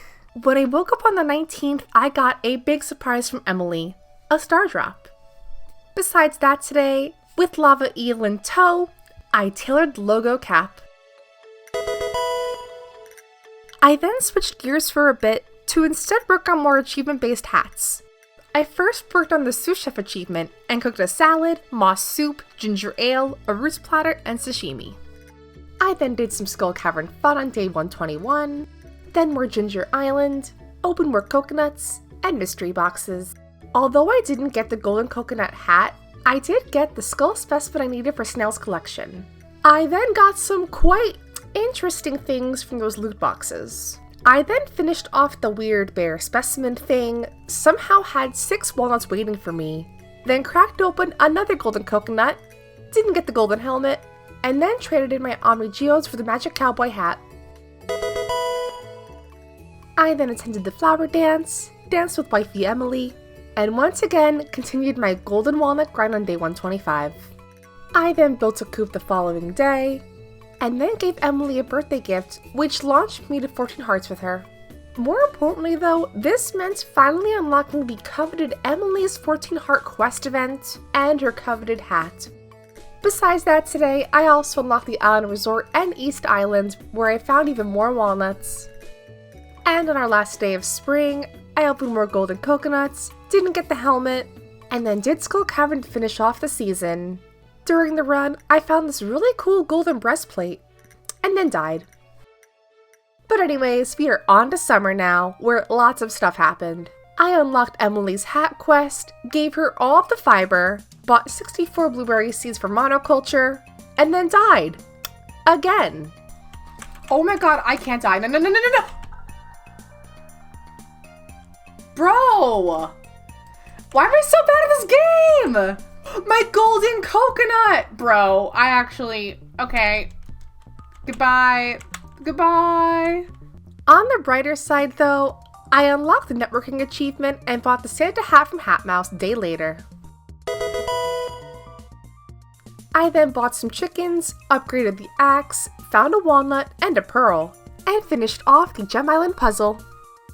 A day later, I did some more casual Skull Cavern grinding and then also received Emily's special gift. That's right, an entire outfit including a hat. I then got some Sturgeon Roe to work toward caviar for a hat, and also opened up more golden coconuts and mystery boxes, but didn't get anything too good. On day 134, I showed the Gourmand Frog the melon I grew, which awarded me a bunch of new walnuts. This also meant now I just needed 4 more walnuts to open Key's Walnut Room. Besides that, I also cooked up a fried egg, a baked fish, and trout soup. But the real fun didn't start until day 136 because I not only got the snake vertebrae finishing off the entire snail collection, I unlocked Key's Walnut Room. Now the real fun could begin, guys. And yes, there is a hat you can buy here. I also have to purchase 3 Galaxy Souls for a quest. This is a brand new 1.6 quest, and if you infuse all 3 souls into your Galaxy Sword, you get the super cool Infinity Crown. This of course is a must, and so I accepted my very first key challenge and got to work. With the best possible luck the following day, it was time for more Skull Cavern and Prizzy Rizzy hunting. And look, if you follow this channel, you guys know I am the queen of Prismatic Shards. So yeah, I finished this key challenge pretty easily. And with 40 gems at my disposal, I purchased the Mushroom Tree Seed for a tailored hat and the Mr. Key hat. But then I really had to focus because the following day was the luau, and I needed that ingredient to knock the socks off the governor for another hat. That's right, a new 1.6 hat, the Governor's Hat. In order to obtain this hat, I basically need to get a perfect best response from the governor on the soup. And to do this, you have to have any sort of gold iridium quality item, but for me, I really dropped the ball here and I did not have a single item. Who would have thought? I honestly panicked pretty hard here and actually reset the entire day to find an item that could actually work. And apparently a gold or iridium quality sturgeon would do the trick, so I basically fished the entire day until I caught one. But then it was here, the big day. The luau was upon us. This better be good enough for the governor. I want his hat. I want his hat. Like, I want the exact hat that he is wearing. I don't want, like, a copy. I want his hat. This better be good enough. This better be good enough. There we go. That's money. That's money, baby. All right, Governor, give me your hat. Let's go. And so the following day, I bought the governor's hat. I wish I had gotten his hat. Like, why didn't he just mail me his hat? But whatever. I also tailored 3 new hats today, including the fashion hat, the star helmet, and the warrior helmet for a total of 19. But then, the most beautiful thing happened. I found another hat from Traveling Cart Lady, a red fez. A unique hat made popular by the famous merchant pig. Okay. And you know what's so funny about this? I almost didn't visit Traveling Cart Lady today. Well, I guess I'm glad I did. Then the following day, I finally visited Mayor Lewis's house for this new 1.6 item, the prize ticket machine. Most importantly though, you can get a new hat, the sports cap here, as a possible prize. Besides that today, I also changed my bobber to a cute ducky and bought some sonar bobbers. Lots of really cool stuff happened overnight, including leveling up in farming, harvesting blueberries for the monoculture achievement, and finally getting a new 1.6 event, the Windstorm event, to unlock a new questline. But before I could do anything else, our first task was transforming this little wood stump into a beautiful home, and perhaps having a new neighbor join Pelican Town very soon. But speaking of the new questline, our task is quite simple, giving this here raccoon some tasty treats. Our little guy here requested 1 oyster and a smoked flounder, so I visited Willie's shop, bought the recipe for a fish smoker, and crafted it up. But the following day on day 144, we had the mysterious green rain with this incredibly unsettling TV moment. I also chose this here Junimo Kart quest for Mr. Key to score over 50,000 points, which is funny because I am notoriously bad at Junimo Kart, so I don't know why I picked this one.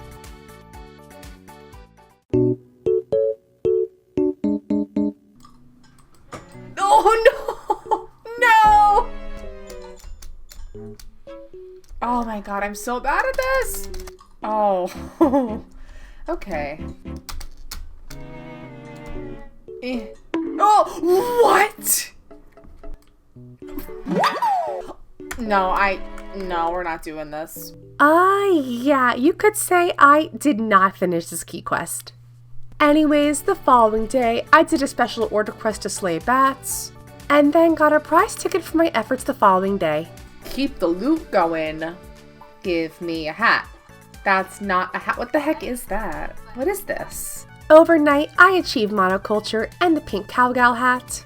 I was feeling pretty lucky and decided to try cracking open more golden coconuts. Please. No, it's so... I hate... Oh, yes! Finally! I got the golden helmet! Let's go! The next 2 days was the Trout Derby, and yet a new hat.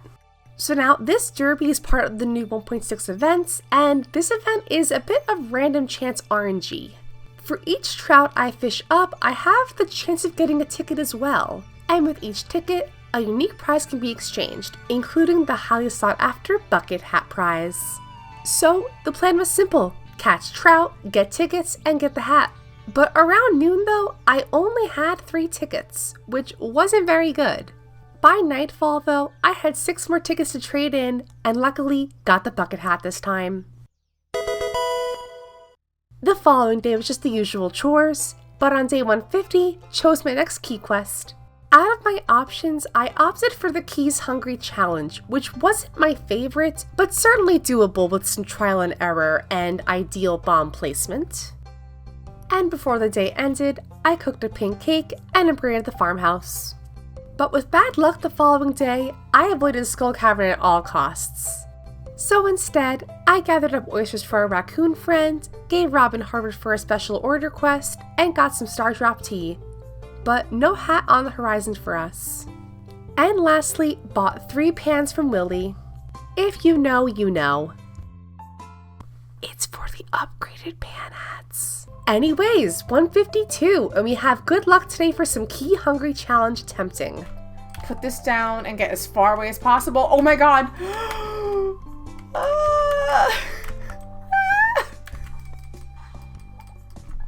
I actually hate this game. No, okay, oh yeah, we're just gonna go. Mm-mm. I'm so close. This is actually bullshit. I'm so goddamn close. I need a pothole. Please. Please. This is actually so... Wait, oh my god. I can't restart the day. Or so I thought. After taking a break, I bought the Hunter's Cap for achieving living large and upgraded the copper pan. The following day, I did a quest for Harvey, but largely a pretty uneventful rainy day. Except for getting a bridal veil from a tiger slime. And then, okay. I then built a barn the following day. And on our last day of summer, picked up the steel pan for hat number 25. I then bombed my farm to smithereens to clear off some trees, and of course, attended the annual Dance of the Moonlight Jellies. And here we are, the 1st of fall. I accepted a new special order quest, bought some seeds, and then took the next key challenge. It's time for Danger in the Deep, which comes with a new hat upon completion, so oh boy. I decided to hit the ground running and get started that very day, first hitting floor 20, so pretty good progress so far. Then the following day, I hit floor 40, then 50, and 60. Overnight, I got the UFO cutscene, bought a cow from Marnie, received the sous chef achievement, and then resumed our mining journey. Haha, you missed me. Missed me. Bet you want it. Okay. But then I hit floor 70, floor 80, even floor 90, and then floor 100. Oh, hello. Sorry to disturb you, sir. I took a small break from mining today to instead focus on Robin's special order quest. I also had a new quest from our raccoon friend, so I bought a dehydrator, crafted one up, and popped in our plum. And speaking of plums, I also bought the plum chapeau today, and crafted radioactive goggles for a new total of 27 hats. I then did some fishing for a quest, got an insane treasure chest, upgraded the pan once again, and then did more Danger in the Deep, hitting floor 115. Overnight, a lot of really cool stuff happened. Emily finally popped the big question, adopting a baby? I said yes, and for the record, this is the very first time in any playthrough of Stardew Valley I have ever had a child, which I know is kind of crazy. I have never had a baby in this game up until now. Besides that, I also reached the millionaire achievement for a new hat. Also today, I finished up Danger in the Deep, awarding me 40 new key gems and the new hat. But when I arrived to Hat Mouse, the space helmet was $20,000. $30,000? Anyways, the following day, I handed off the dried plums to our raccoon friend, picked up the gold pan, and bought 2 galaxy souls. I then upgraded our 3rd and final copper pan, and then did more Skull Cavern. I really wanted to unlock the movie theater in this playthrough, since there's a new Jester hat for seeing a movie. But with the JoJo route, I'd need 500,000 gold, which seems like wishful thinking for sure, but we'd try. On day 165, I finished off Willie's special order quest for catching island fish, and finally, I saw it. Our beloved hat is in sight. The next 2 days was Skull Cavern grinding.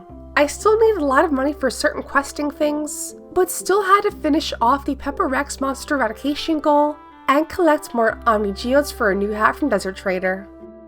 The following day, I accepted Key's challenge for a Skull Cavern invasion and spent the day prepping for it. Unfortunately for us, the spirits were very pissed off, so it didn't seem wise to go for it. I instead did some casual farm chores today, and then tried killing more tiger slimes for the elusive 0.1 chance for the tiger hat. But again, no luck. And unfortunately for me, it was still shit luck the following day. But with it being our last day to do this challenge, I decided to just go for it. But at floor 19, a miracle happened.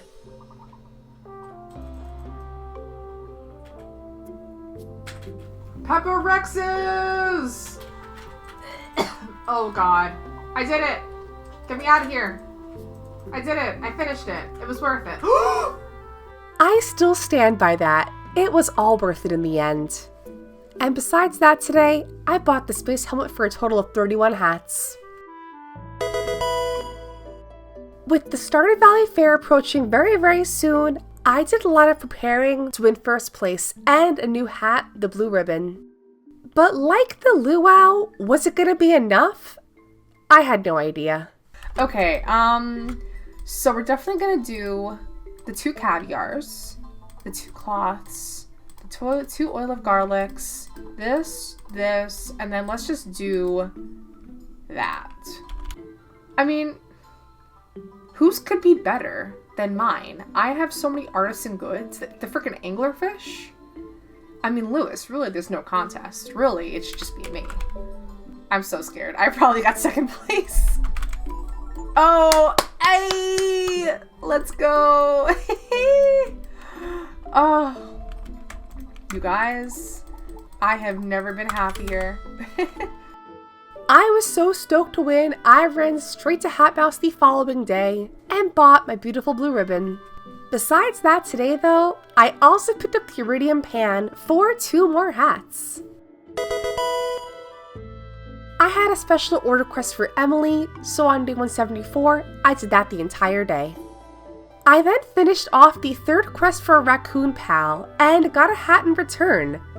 Although this makes me question where this hat came from exactly, but thanks.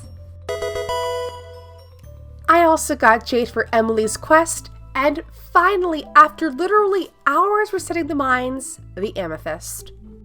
Meanwhile, chaos reigned on day 176. Emily and I adopted our new baby, which I named BB. You just hit your baby! Whoa! Sorry, BB. I'm calling the authorities. And then I delivered all of her stones for her order quest, except when I gave her the amethyst, it completed Clint's quest, not mine. Yeah, I got cucked by Clint, of all people. So it was back to resetting floor 20 for me, and then didn't find one until 2 in the afternoon. Thank you, Clint. Thank you for that. On the bright side, at least, I'm just 1 ticket away from the beloved hat. But perhaps it's time to talk about the most embarrassing part of this run when I decided to attempt the Keys Cuisine quest. In this quest, you must cook and ship $100,000 worth of food basically, and oh boy, this was an adventure, you guys. Based on some Reddit posts that I saw, there were 2 ways of doing this.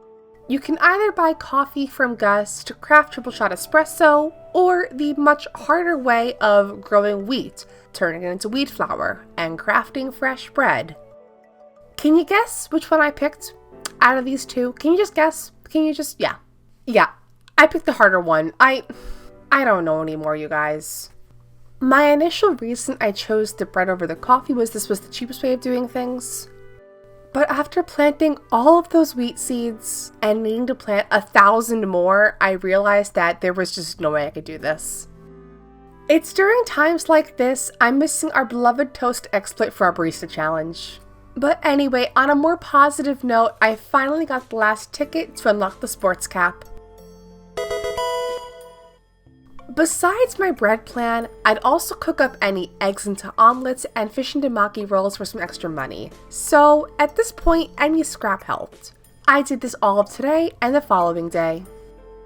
I then hit level 10 foraging, unlocking the Mastery Cave. And the goal here is quite simple this time. I have to unlock the Forestry Master, which then provides the chance to get golden mystery boxes and the mystery hat. We then had our first wheat harvest until I realized the most tragic discovery. I need a mill. I felt my world crumbling around me. Of course I needed a mill. I need wheat flour to make the goddamn bread. But honestly, at this point, I just needed a break from wheat and wheat flour and mills and did Skull Cavern instead. Our last day of fall was doing what I could for Key's cooking quest, like cooking eggs, crafting more sprinklers, and yes, making triple shot espresso. But then it was here, winter, the final frontier was finally upon us. Besides, of course, Key's cooking challenge, my other big goal this season was to obtain the mystery hat. And like I mentioned earlier, you can only get this hat through the golden mystery boxes. And you can get them through fishing or monster hunting. So my main plan here is buying treasure bobbers and farming chests through fishing. And for good measure on top of this, I also gave 10,000 to officially change my fishing profession to the pirate treasure one. The following day, I cooked some fresh bread and then fished the entire day for some golden mystery boxes. Day 187, more bread cooking, more wheat seed planting. But the hard work was paying off, and by day 188, I only had a little bit more gold to collect.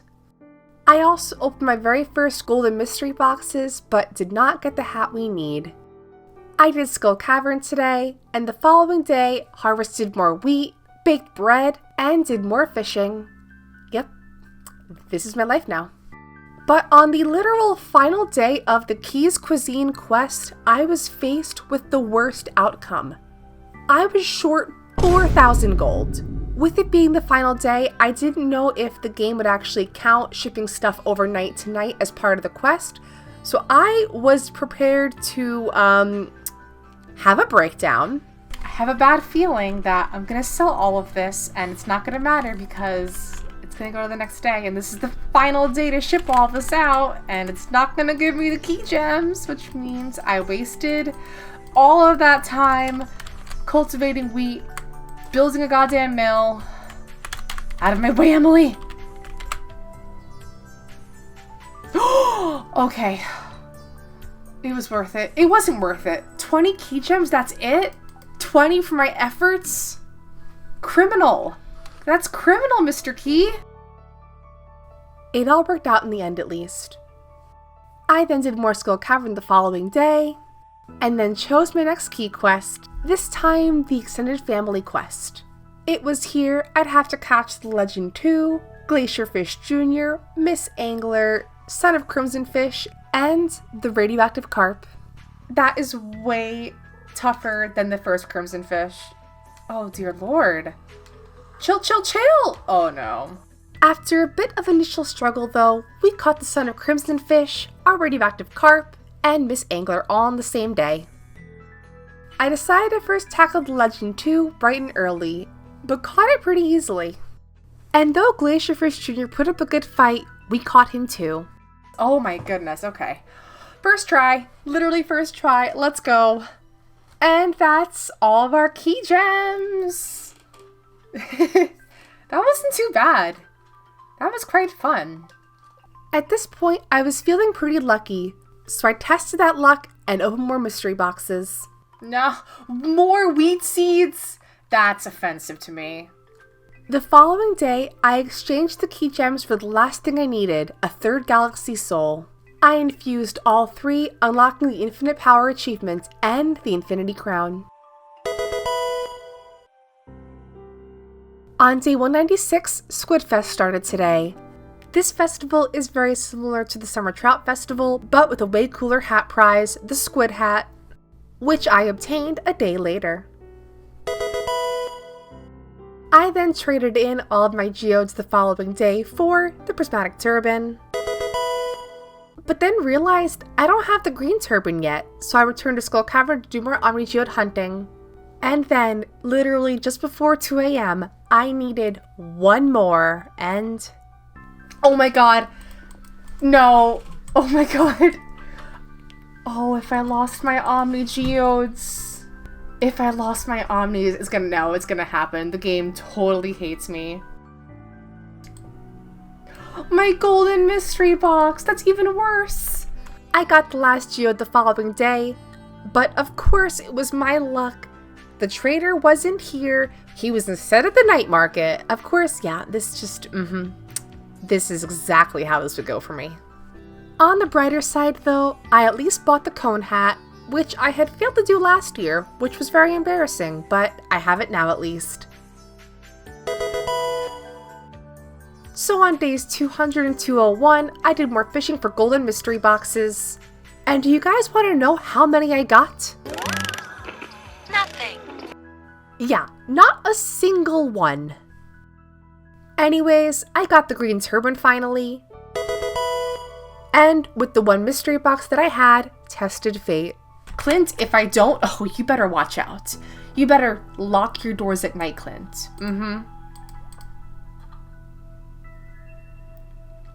Your days are numbered, sir.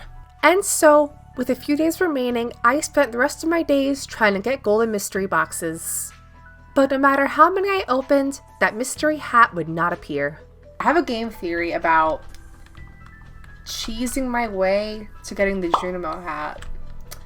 I have to reach the summit via perfection, but if I just glitch the system and reach the summit in illegal manners, then will I still get the Junimo hat?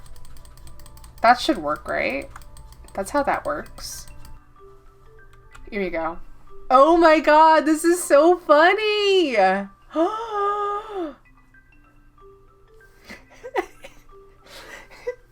Look who made it to the summit. Despicable. And then he murders you. That's crazy. That goes so hard. That's actually really good. Okay. My treasure hunter bobber, no. And yeah, I did not get the Junimo hat. I mean, Mr. Key made sure I wouldn't get the hat. So I did more fishing, visited Clint's, got nothing. And so by our last day, I had only one more golden mystery box. Only one more, only one final chance.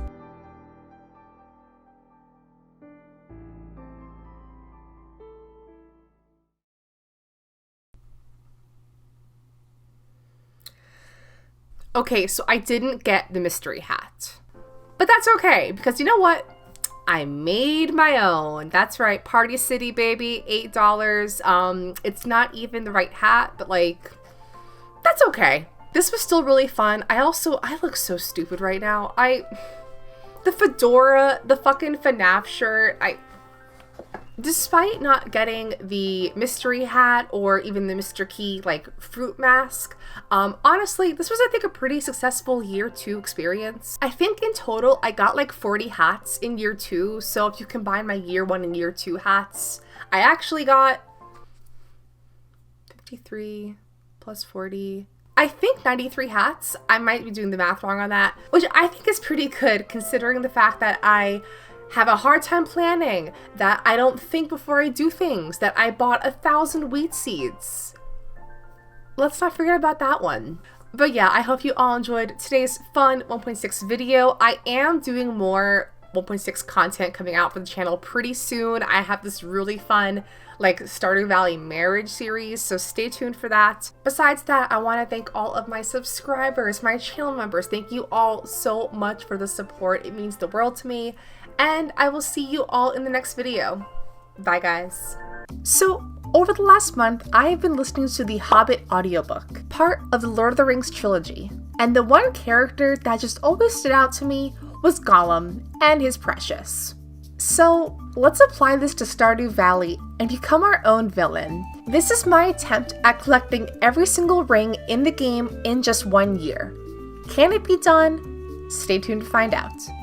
So, in total, there are 29 rings in the entire game, and about half you get from monster eradication goals from Gil at the Adventurers Guild, and the other half is from rare spawn drops and those pesky barrels. The Volcano Mines alone has 4 exclusive rings. for this challenge video, I am also playing on a multiplayer save file in order to unlock the wedding ring recipe from Traveling Cart Lady. So with all that out of the way, here's my attempt at getting every single ring in Stardew Valley in only 1 year. To start up the save file, I first tried making my character look like Gollum. Well, I tried at least, but you know what? I think it looks pretty accurate. I also chose the name Tolkien Farm, obviously, and made my favorite thing, my precious. I'm sorry, I won't do that for the whole video, I promise. Anyway, day 1, and today we did our usual day 1 stuff. Planted parsnips, made chests, and headed to town. Although the locals seemed a bit scared of Gollum here. Now here, I want to address something. For this challenge, I decided on doing a hybrid community center, meaning I would try to finish as many rooms as possible and then purchase the rest with the JoJo membership. Like a lot of my challenges, reaching Ginger Island was imperative to my run, but I know doing JoJo is a little unpopular, hence our hybrid model, and hopefully appeasing all of you guys too. A little bit of Junimo, a little bit of Morris, we're all happy here. On day 2, I visited Willy and got the fishing rod, and then pretty much just did ocean fishing for the whole day. I sold all of my duplicates and then stowed away bundle fish for later. And then this happened. No! What? What? That can happen? Oh my god, RIP, the first casualty of this run. Day 3 was rain, and although the catfish was tempting today, I knew I didn't have a high enough skill to catch it just yet. So instead, I did mountain lake fishing and foraging to earn extra money. On day 4, I chopped more trees today before ocean fishing again, but in reality, I was more excited for day 5, everyone's favorite day in Stardew Valley. Today, I harvested my parsnips and also adopted my dog and naming him Precious, of course. I also unlocked the community center, but honestly, more importantly, the mines. A lot of rings can be obtained here, either from rare spawn drops or monster eradication goals. So this place was essential, and I was so excited to dive in. And with maximum luck on day 6, I definitely had a date with the mines today. But first, I had to visit everyone's favorite wizard, Gandalf. I mean Rasmodius, of course. And after obtaining the power of the forest, I brought stuff to bundles, and then finished off my very first Monster Slayer initiation goal, unlocking the Adventurer's Guild. I then literally almost died, and then just barely made it home. In good news though, we also unlocked today our very first craftable ring, the Sturdy Ring. On day 7, I crafted a furnace and smelted some copper, and then bought a sturgeon and lobster for bundles. I then went absolutely broke buying more seeds. Oh, how I miss the days of the toast economy, you guys. I still need a little bit more bug meat to craft my sturdy ring, so to the mines we go on day 8. Today, I also reached floor 25 and crafted my sturdy ring for a grand total of 1. On day 9, I returned mining again since I had a lot of monster slaying ahead of me. I also brought in items for the boiler room and fish tank. will there be a ring in here for me? Please? Please? Oh, darn it.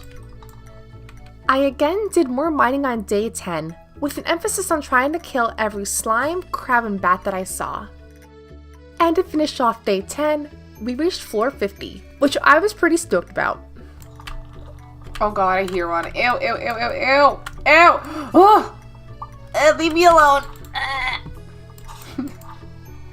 On day 11, I deposited a green bean, frozen tear, iron bar, and batwings to various bundles before once again mining. I also bought a bunch of parsnip seeds from Pierre to work on the quality crops bundle. And lastly, I got a solar essence from a ghostie to finish off the adventurous bundle, and awarding me the small magnet ring. Oh, magnet ring! I didn't realize this gave you a magnet ring. Which makes that 2 rings now. On day 12, I bought nothing from Traveling Cart Lady because it was all trash, and then did ocean fishing all day to earn extra money.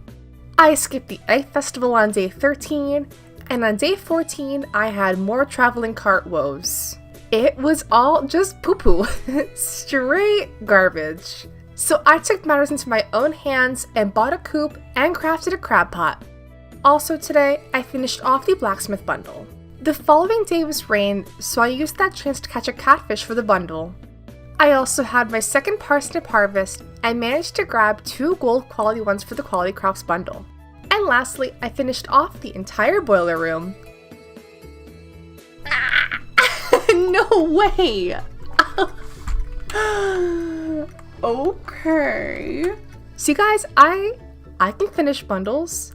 I don't just do JoJo all the time. Ha ha ha. Look at me doing good.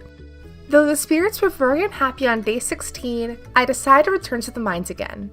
And overnight, lots of exciting stuff happened, including getting the owl statue and the recipe for the glowstone ring. With the best possible luck on day 17, it was once again back to the mines for me. I also bought 2 chickens from Marnie and finished off the spring crops bundle. I also managed to grab a snail today for the crab pot bundle too. And very lastly, I crafted up the glowstone ring, bringing me to 3. I also reached level 4 combat to unlock the warrior ring recipe. And since this ring required 10 frozen tears, I spent day 18 in the ice levels trying to find them. Then I harvested a cauliflower on day 19, got the remaining gold star parsnips for the bundle, and bought an apple from Traveling Cart Lady. But then, the best thing happened. I got a glow ring out of a barrel, bringing me to 4 rings now. Again, on day 20, I continued the search for the frozen tears. Why this warrior ring needs 10 of them, I'll never know. Although, wait a minute. 10 tears. Tears of the opponents murdered with this warrior ring? Okay, this just got really dark. Anyway, on day 21, I crafted the warrior ring, bringing me to 5 rings now. The following day, I took a break from mining, upgraded my pickaxe, and then chopped more wood. I also checked out my Monster Slayer progress, which was going okay-ish. So on day 23, I did more monster hunting. Where is my magnet ring? I need the magnet ring. And then day 24 was the flower dance. But fuck that, we go monster hunting today. Then on day 25, we had the first of many deaths in this run. No, no, no! No! No! No! No! Okay. It's okay, we didn't lose that much.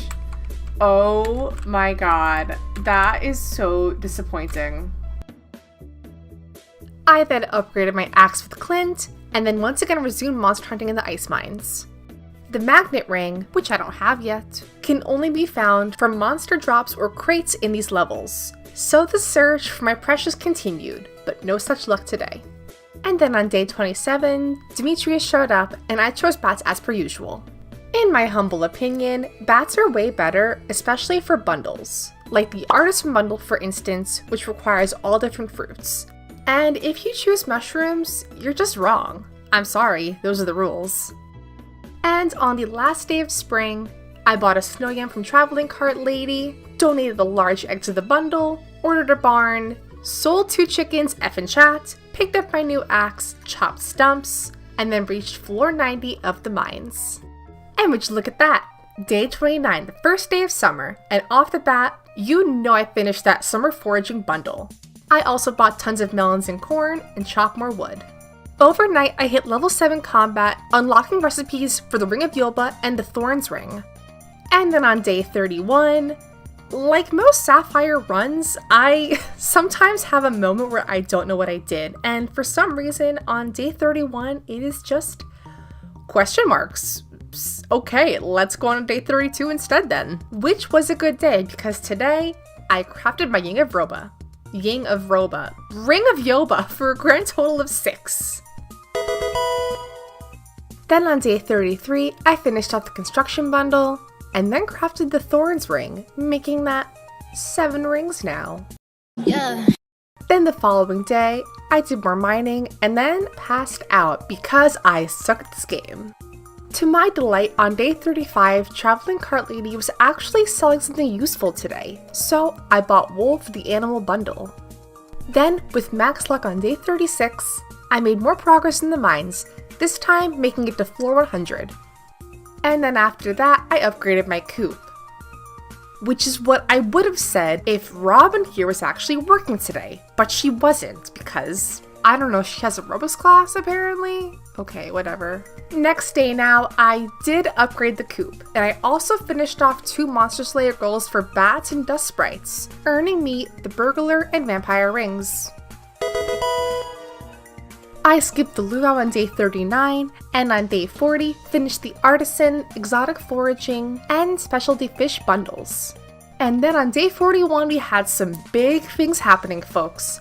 Firstly, we got a thunderstorm, which was perfect for me because I actually for once planned for battery collecting. I harvested some melons, bought a duck, and caught a red snapper to finish off the ocean fish bundle. But we haven't even gotten to the best part of day 41 yet. Whoa! Ah!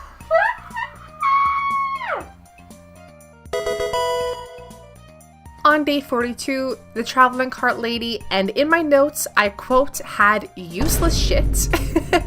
I also finished off the summer crops bundle, and then finished off the normal mines. On day 43, my cow produced her first large milky, and I was very tempted to sell her for magic beans, but I spared her for now. And then on day 44, I tried fishing today to actually find some rings out of chests, but then I only got bait, which was really fun. And then on day 45, I worked on my Monster Slayer goal for Shadow Spirits to unlock the Savage Ring. But if you're all aware, the lava mines are horrifying and dangerous and scary and yeah, I'll let the clip speak for itself here. Oh my god, no. Oh god. Oh god, get me out of here. Get me out of here. Get me out of here. Get me out of here! Ah! On day 46, I finished up the animal bundle and then got so lucky on day 47 because the Traveling Cart Lady was selling crocus. Oh, there's no way! Oh! I really can't understate just how important this was. I honestly thought as part of my hybrid model, I'd have to end up just buying the crafts room outright. But having the crocus means I can actually tangibly finish off that room through bundles, which is just so freaking exciting. On day 48, I did more monster hunting. Day 49, did more fishing to earn money. And on day 50, halfway through my challenge, I finished off the vault, unlocking the desert.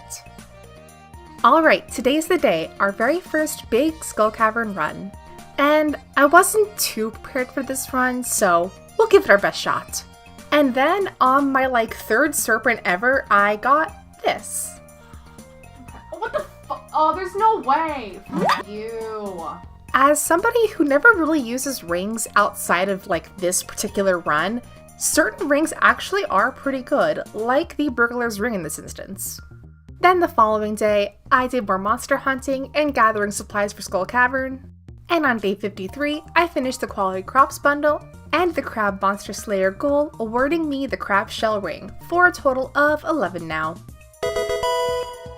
I also donated all 4 Dwarf Scrolls. I'm not sure if the Dwarf's actually useful in this run, but I don't know, why not? Before heading to Skull Cavern, I bought a backpack upgrade from Pierre. I also reached floor 68, which was really great for me, but no new rings sadly. But then on day 55, I smelted all of my iridium ore to craft the iridium band, making that 12 rings now. And then on our last day of summer, I decided to do some investing and bought the Jade, Topaz, Ruby, Aquamarine, Amethyst, and Emerald rings for a new total of 18. At this point in the run, I still needed that pesky magnet ring, so I broke a ton of boxes and barrels in the ice levels, but still no luck. And here we are at the 1st of fall, with a lot to do today. So I bought eggplant and pumpkin seeds, caught the tiger trout to finish the riverfish bundle, and then also finished the fall foraging bundle. And then on day 58, I returned again to Skull Cavern, and then got 2 treasure floors, one with bombs, and then a cowboy hat. Not a ring, but I appreciate the callback to my hat challenge. Then the following day was more void spirit hunting. No! Ah! Ah! But then finished up the Monster Slayer goal on day 60 for the Savage Ring. With rain on day 61, I could finally catch the walleye, and officially finishing off the entire fish tank room. And also by finishing off the night fishing bundle, I got the small glow ring, adding to my overall total of 20. I then died on day 62. Oh boy, I think this is the end of the road for me. Oh boy. No! Yeah. On day 63, I did more slime slaying and hunting for the magnet ring, but again, got nothing. Unless you want to count thermal boots, the wood mallet, and iron edge as something, but in my opinion, nothing. Could I have something to eat? No. Could I have something to eat? No. Could I have something to eat? No. I then skipped the next couple of days until day 68 for my pumpkin to finally grow. Truthfully, I was just pretty impatient at this point for Ginger Island, and I wanted to go there as soon as I possibly could. So I grabbed my pumpkin, finished the pantry, and then bought the Joja membership to finish off the bulletin board room. But then, the weirdest thing happened the following day. So I was gonna go, obviously, to buy the last project at Joja Mart, but then the game just gave me the cutscene. Like, I didn't physically purchase the bulletin board room. I am so confused here, but I won't question it. After that confusion, I decided to do more serpent slaying when this happened. Ooh, prismatic? Ooh!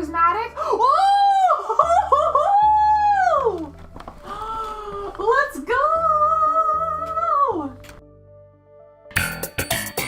And through my expert planning, on day 70, I fixed up Willie's boat, unlocking Ginger Island on day 71. So folks, here's the plan here. There are a total of 4 rings you can obtain in the volcano mines. The Soul Sapper and Protection rings from common chests, and the Hot Java ring and the Phoenix ring from rare chests. Now, these chests are largely dependent on RNG in the volcano mines, however, you are mostly at least guaranteed 1 chest at floor 9 before the forge. Not to mention, each of these rings is just one of many drops you can get from these chests. Like, you're not guaranteed a ring. You can get a hat, you can get walnuts, you can get useless taro tubers, like you can get a lot of stuff. So it will be all about RNG here. So my plan is simple. Do the volcano mines literally every single day and hopefully get these rings. And unfortunately for me, the Stardew Valley Fair was happening on day 72, which meant I couldn't go to Ginger Island. So I instead did more monster hunting, and then not even 6 minutes into my playthrough, this happens.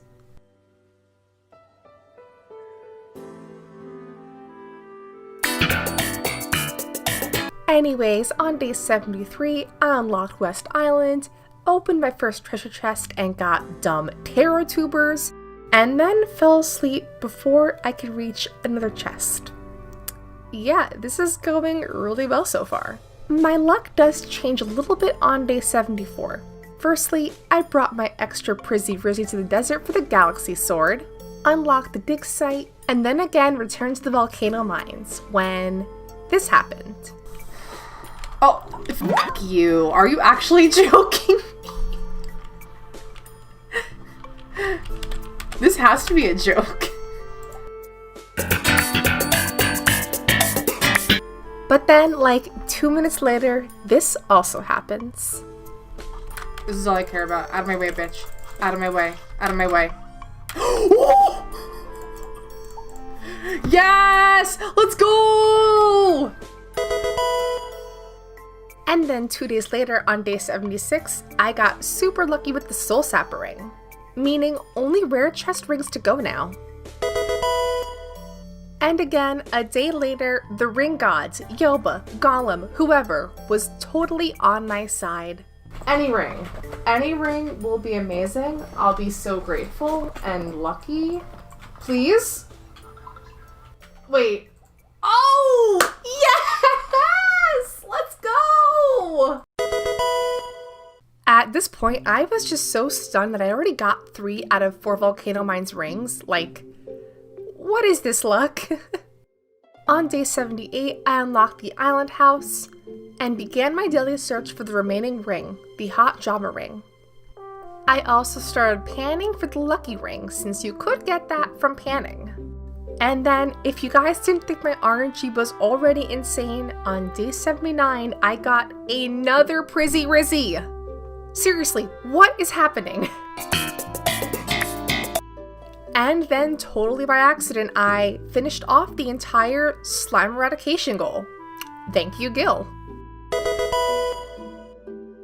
On day 80, I did more serpent hunting in Skull Cavern, and the following day, attempted to search for the elusive, rare magnet ring, which I still don't have for the record. I broke barrels, killed monsters, but nothing. And again, on days 82 and 83, no new rings. But I did buy this adorable pink bow from the Island Dwarf. Why?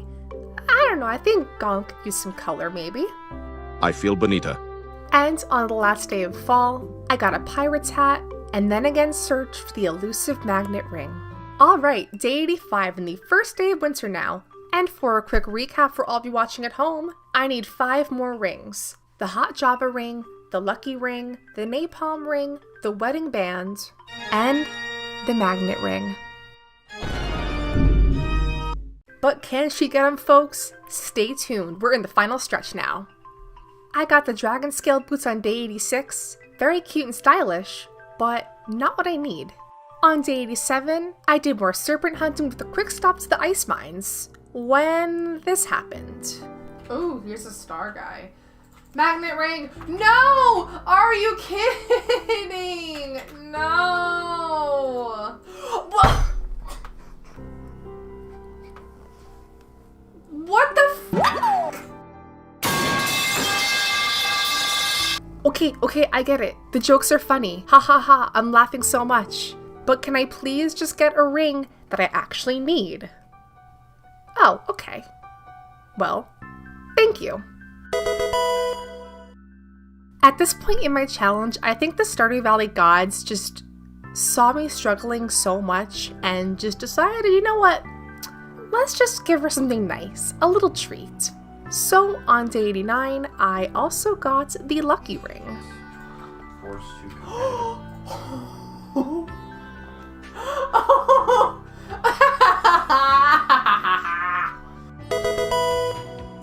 And on day 90, we had a new pal join the farm, briefly. My friend Davey here. Because a fun fact, you can only get the wedding ring recipe in a multiplayer save. So the following day, I scooped that up and crafted my wedding ring for a new total of 27. Which also meant I only had 2 rings to go now, the napalm ring and the magnet ring. Is it possible? Can we do it in 100 days? Maybe. But will I get more Prizzy Rizzies? Oh, come on! Hello? Anybody home? No? Are you here? No? Oh my god!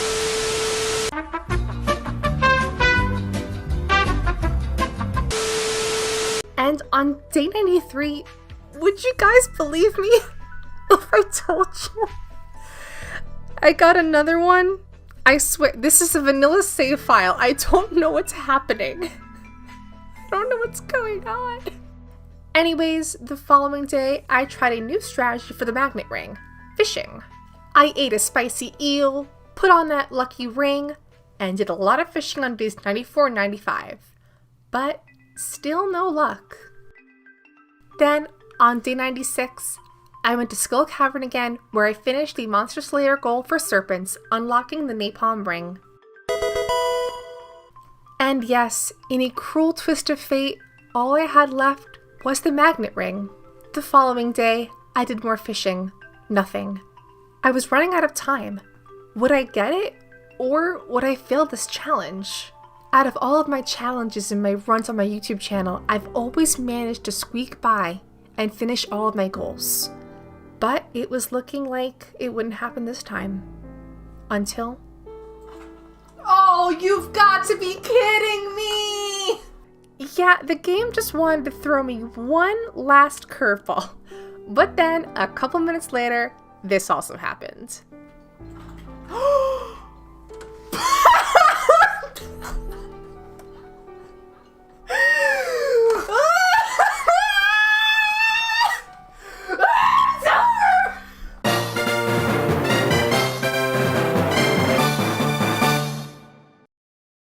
I honestly think I'm gonna cry.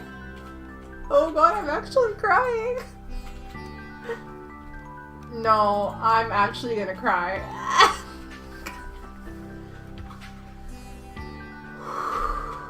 Well, that was fun. That was a lot of fun. Thanks all for watching. Thank you all for being here. Shout out to my subscribers and members. I will see you all next time. Bye. I tried to collect every secret item in Stardew Valley in only a single year. Hello my friends, and welcome back to my latest Stardew Valley playthrough. I'm your host Sapphire, and I'm super happy to have you here. So today we are trying to collect every single secret rare collectible in Stardew Valley. But what exactly would define a rare collectible, and how do we quantify this? Without getting too into the weeds, I devised this list of 20 different furniture items obtained in Stardew Valley through secret means, either through secret notes or rare spawn drops. This is the official Hey Saf Secret Item Challenge. For those watching at home, feel free to follow along and let me know in the comments just how many you can collect in 1 year. So without further ado, here's my attempt at trying to collect every single rare item in Stardew Valley in a single year. Like every new Stardew Valley playthrough, I started up a new save file, chose this super cute character, ensured that bundles could be achieved in the first year, and chose the beach farm type. But more on this later.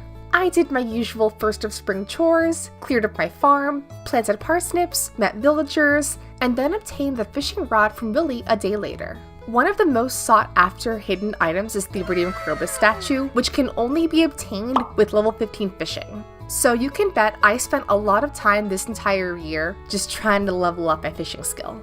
And by day 3, I actually obtained my first hidden item, the boat painting, which can only be obtained via the beach farm in the southwest corner of the map. By day 5, my parsnips were ready, so I picked all those up, sold them to Pierre, and then bought some cauliflower seeds. Also today, I adopted my cat named Wumbus, and unlocked cutscenes for the Mines and Community Center. At this point, I had a pretty tough decision to make. Only one of 2 secret items could be obtained in this file, the Stardew Hero Trophy or the vending machine. And so my friends, I left this very tough choice up to you guys. Do we go Community Center or Joja route? And to no one's surprise, the majority rules, you guys want Community Center bundles. So at this point, I unlocked the Wizard cutscene, obtained the power of the Junima language, and started working on some bundles. Then, on Sunday, a miracle happened. The traveling cart lady was selling duck mayonnaise. You guys, I cannot understate just how rare this actually is. The traveling cart lady basically sells every item in the game, and so it was truly an anomaly that I happened to get duck mayonnaise this early into the run. But anyways, I bought up that duck mayonnaise ASAP and also picked up some red cabbage seeds which were required for a bundle. Pinky Lemon, here I come. Pinky Lemon! Oh my god. The next few days were dedicated to mining, reaching floor 40 on day 9. After that though, I took a break from mining to instead work on fishing for more bundles. I feel like I had pretty good luck when it came to actually finding bundle items, especially having that beach farm. With it, I found the Nautilus shell, the cockle, and a bunch of other gems I would need for bulletin board bundles. Also on day 10, I got the crop fairy. What the What is this? Are you kidding me? Oh my god. Okay. Pop off queen. Over the next few days, I donated more bundle items, upgraded my axe, finished the crab pot bundle, bought 5 strawberry seeds, and then very soon after left the egg festival because I didn't care. Sorry to the egg hunt lovers out there. Day 14 was rain, so I jumped on the opportunity to catch a shad, a catfish, bream, and an eel. I also bought a sandfish from Traveling Cart Lady, and then brought all of those fish and wood to other bundles. The next few days of spring were devoted to the mines, reaching floor 70 by day 16. I then bought a coop, finished the spring crops bundle, reached floor 80, and then fully finished off my first room in the community center, the boiler room. On day 20, I bought a silo and a chicken and named this one Benedict. I then devoted my days to trying to slay shadow brutes to get the strange bun drop, an item needed for the Frugamon statue. But so far, no luck. On Monday, Demetrius visited and asked the age-old question, bats or mushrooms? I chose bats for this one since the artisan fruits would be especially helpful in a lot of the bundles. Within the next few days, I picked up my copper axe, finished the carpentry bundle, purchased 2 vault room bundles, bought a backpack upgrade, passed out, got the strange bun finally, and then this. Yes! Yep, we got the owl statue. Consider that 3 secrets found now. Since I knew I had a lot of work ahead of me regarding animal bundles, I started to gather supplies to build my first barn. I also got a star drop, bought a pufferfish from Traveling Cart Lady, and then caught a wood skip and ghostfish to finish off the special fish bundle. On the last day of spring, I once again upgraded my axe and bought a cow named Shushu. Even though I only had collected 3 items so far, I thought I was making pretty steady progress. To summer we go!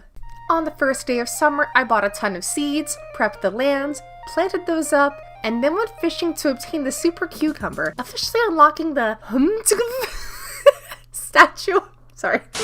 Officially unlocking the second of 3 statues and my 4th secret item so far.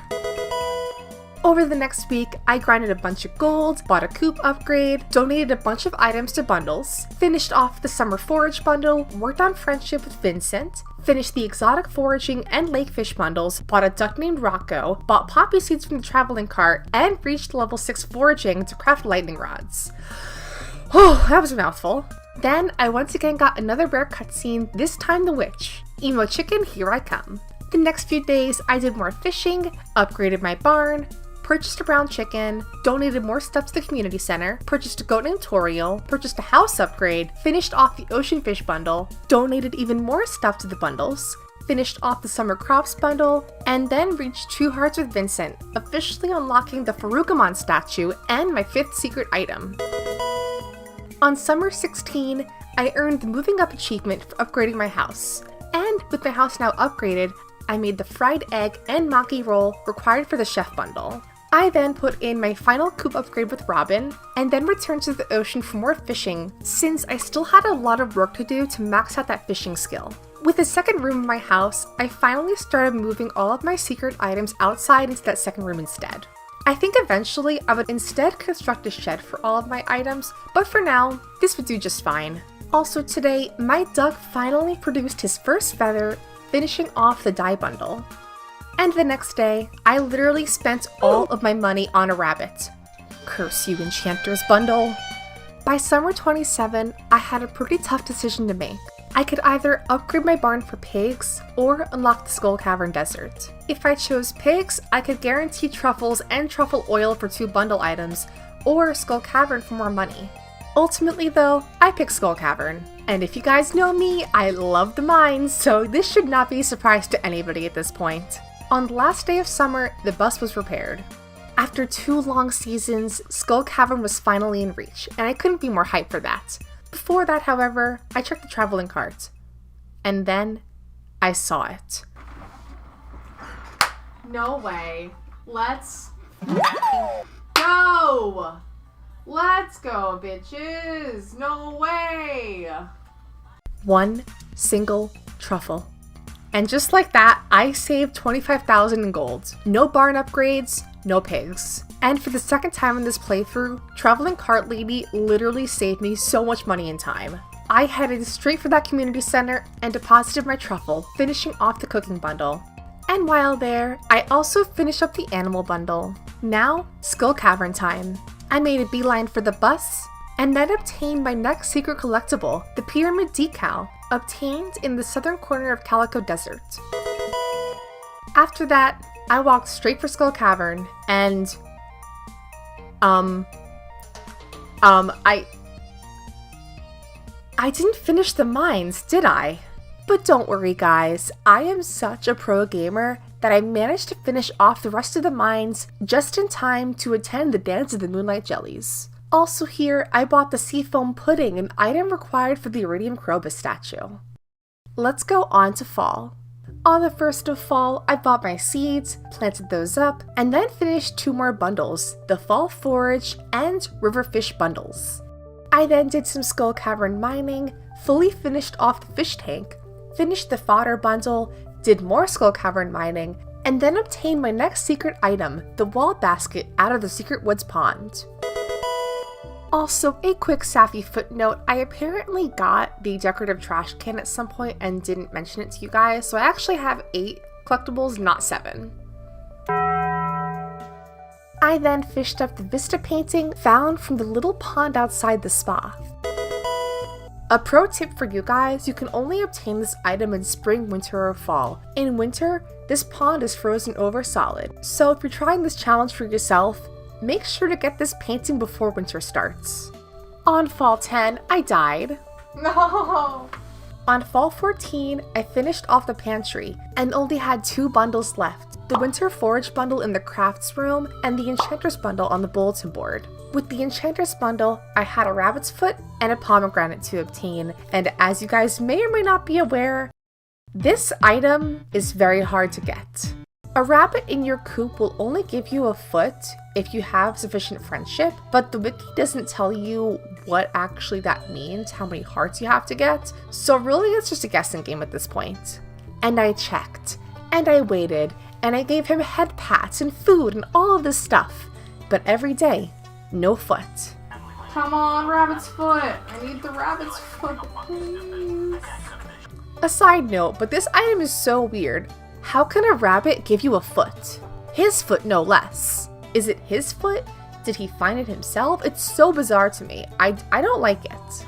I even tried going to Skull Cavern a few times, since everyone's favorite monster, the serpents, do have a small chance of dropping a rabbit's foot. Oh, that's not good. Yeah. I was quite literally pouring blood, sweat, and tears into this. But still, no luck here either. I was at a loss. If I couldn't get to Ginger Island, this would destroy my run. But alas, we pressed on. On fall 25, my pomegranate tree produced a fruit, but still, no foot. Alright, let's give Skull Cavern one more try. Did this install? Are you fucking kidding me? No.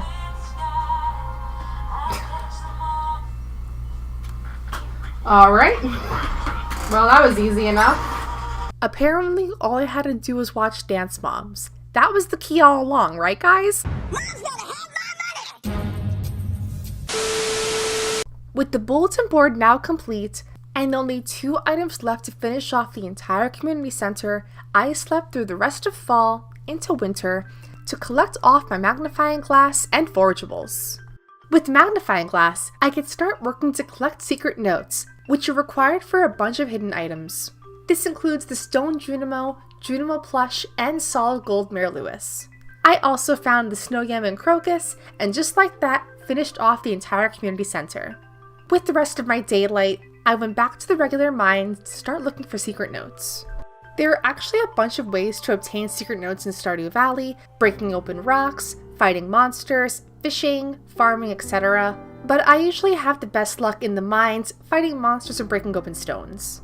The very next day, I received the community center cutscene, earning me another secret item, the Stardew Hero Trophy. But now, the real fun could actually begin. Unlike in my other Stardew Valley playthroughs, this time I was actually prepared to fully finish off Blue's boat immediately. I deposited my batteries, hardwood, and iridium bars in no time, and then fished up my next secret item, the life preserver found in Blue's boat shop. In no time at all, I set off for Ginger Island. A side note here, but I love this cutscene so much. It is just so wholesome and cute, and I also love that little secret dinosaur island. Like, I don't know about you guys, but I really want to go to that island. Anyways, I found my first walnut, met Leo, found a bunch more walnuts, and then got yet another secret item, this time the foliage painting. This piece of furniture can be obtained by fishing in the river at the west of Northern Island. What's kind of cool about this item is you can actually get multiples of them. Soon after, I also got the stone Junimo statue. Another Sapphire pro tip for all you gamers out there, a few of the secret note furniture items, like the stone Junimo statue, actually don't require you finding the secret note first in order to obtain them. This also holds true for the Junimo plush, but not the solid gold Lewis. On Winter 5, I upgraded my shed to fit more secret items, and then returned to the mines to try and find more secret notes. The following day, I did even more secret note hunting, and then visited Ginger Island to collect more walnuts. Also today, I obtained the squirrel figurine for my collection. On Winter 7, I headed straight for the volcano mines today in order to unlock the forge. This was required for the Iridium Crobus statue, since I'd have to enchant my level 10 fishing rod with the master enchantment to be able to cast a line far enough to actually catch that Iridium Crobus statue. I reached the forge in no time and even got a Prismatic Shard for my efforts. The bad news is the enchantments are predetermined, and I got stuck with efficient, not master. At first I thought, no biggie, I'll reset and just try again. But no, to my surprise, it does not work this way. I was very alarmed. I tried buying a new fishing rod, but that didn't work. I time skipped a whole day forward, but that didn't work either. My worst nightmare was coming true. I'd have to farm multiple prismatic shards in the hopes of re-rolling the enchantments and getting master before the year ends. No pressure, right? It's Skull Cavern time, this is my song. This is Sappy singing her song about Skull Cavern. I have to get a prismatic shard, but they don't want me to have a prismatic shard. Concerned ape, why is this so hard? Why did you make the enchantment so hard? I'm so sorry about that. Anyways, I spent multiple days trying to find prismatic shards with absolutely no luck.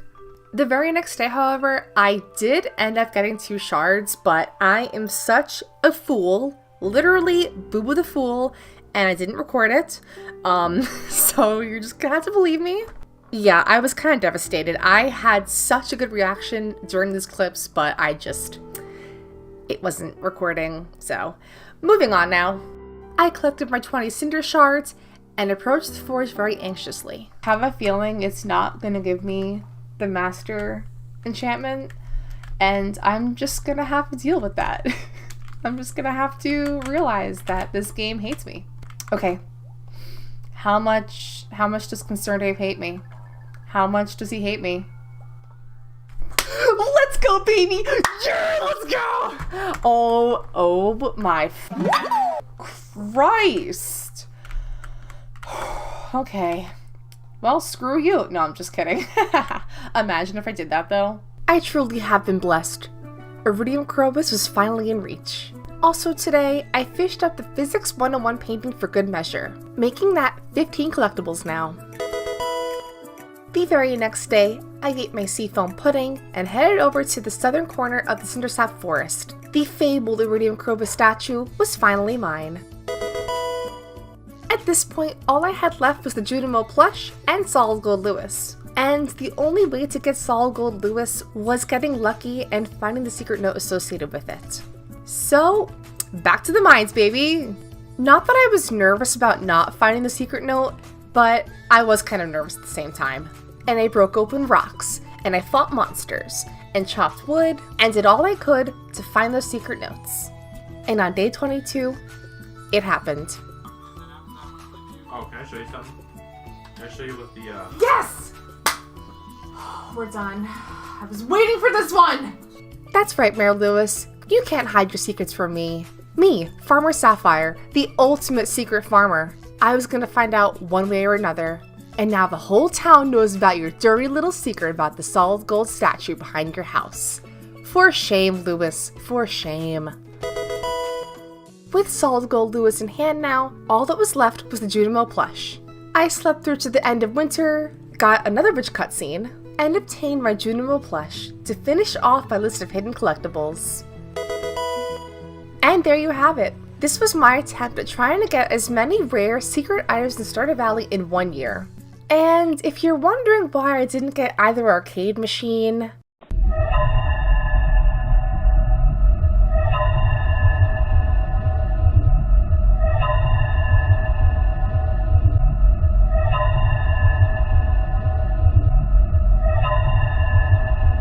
perhaps for another video.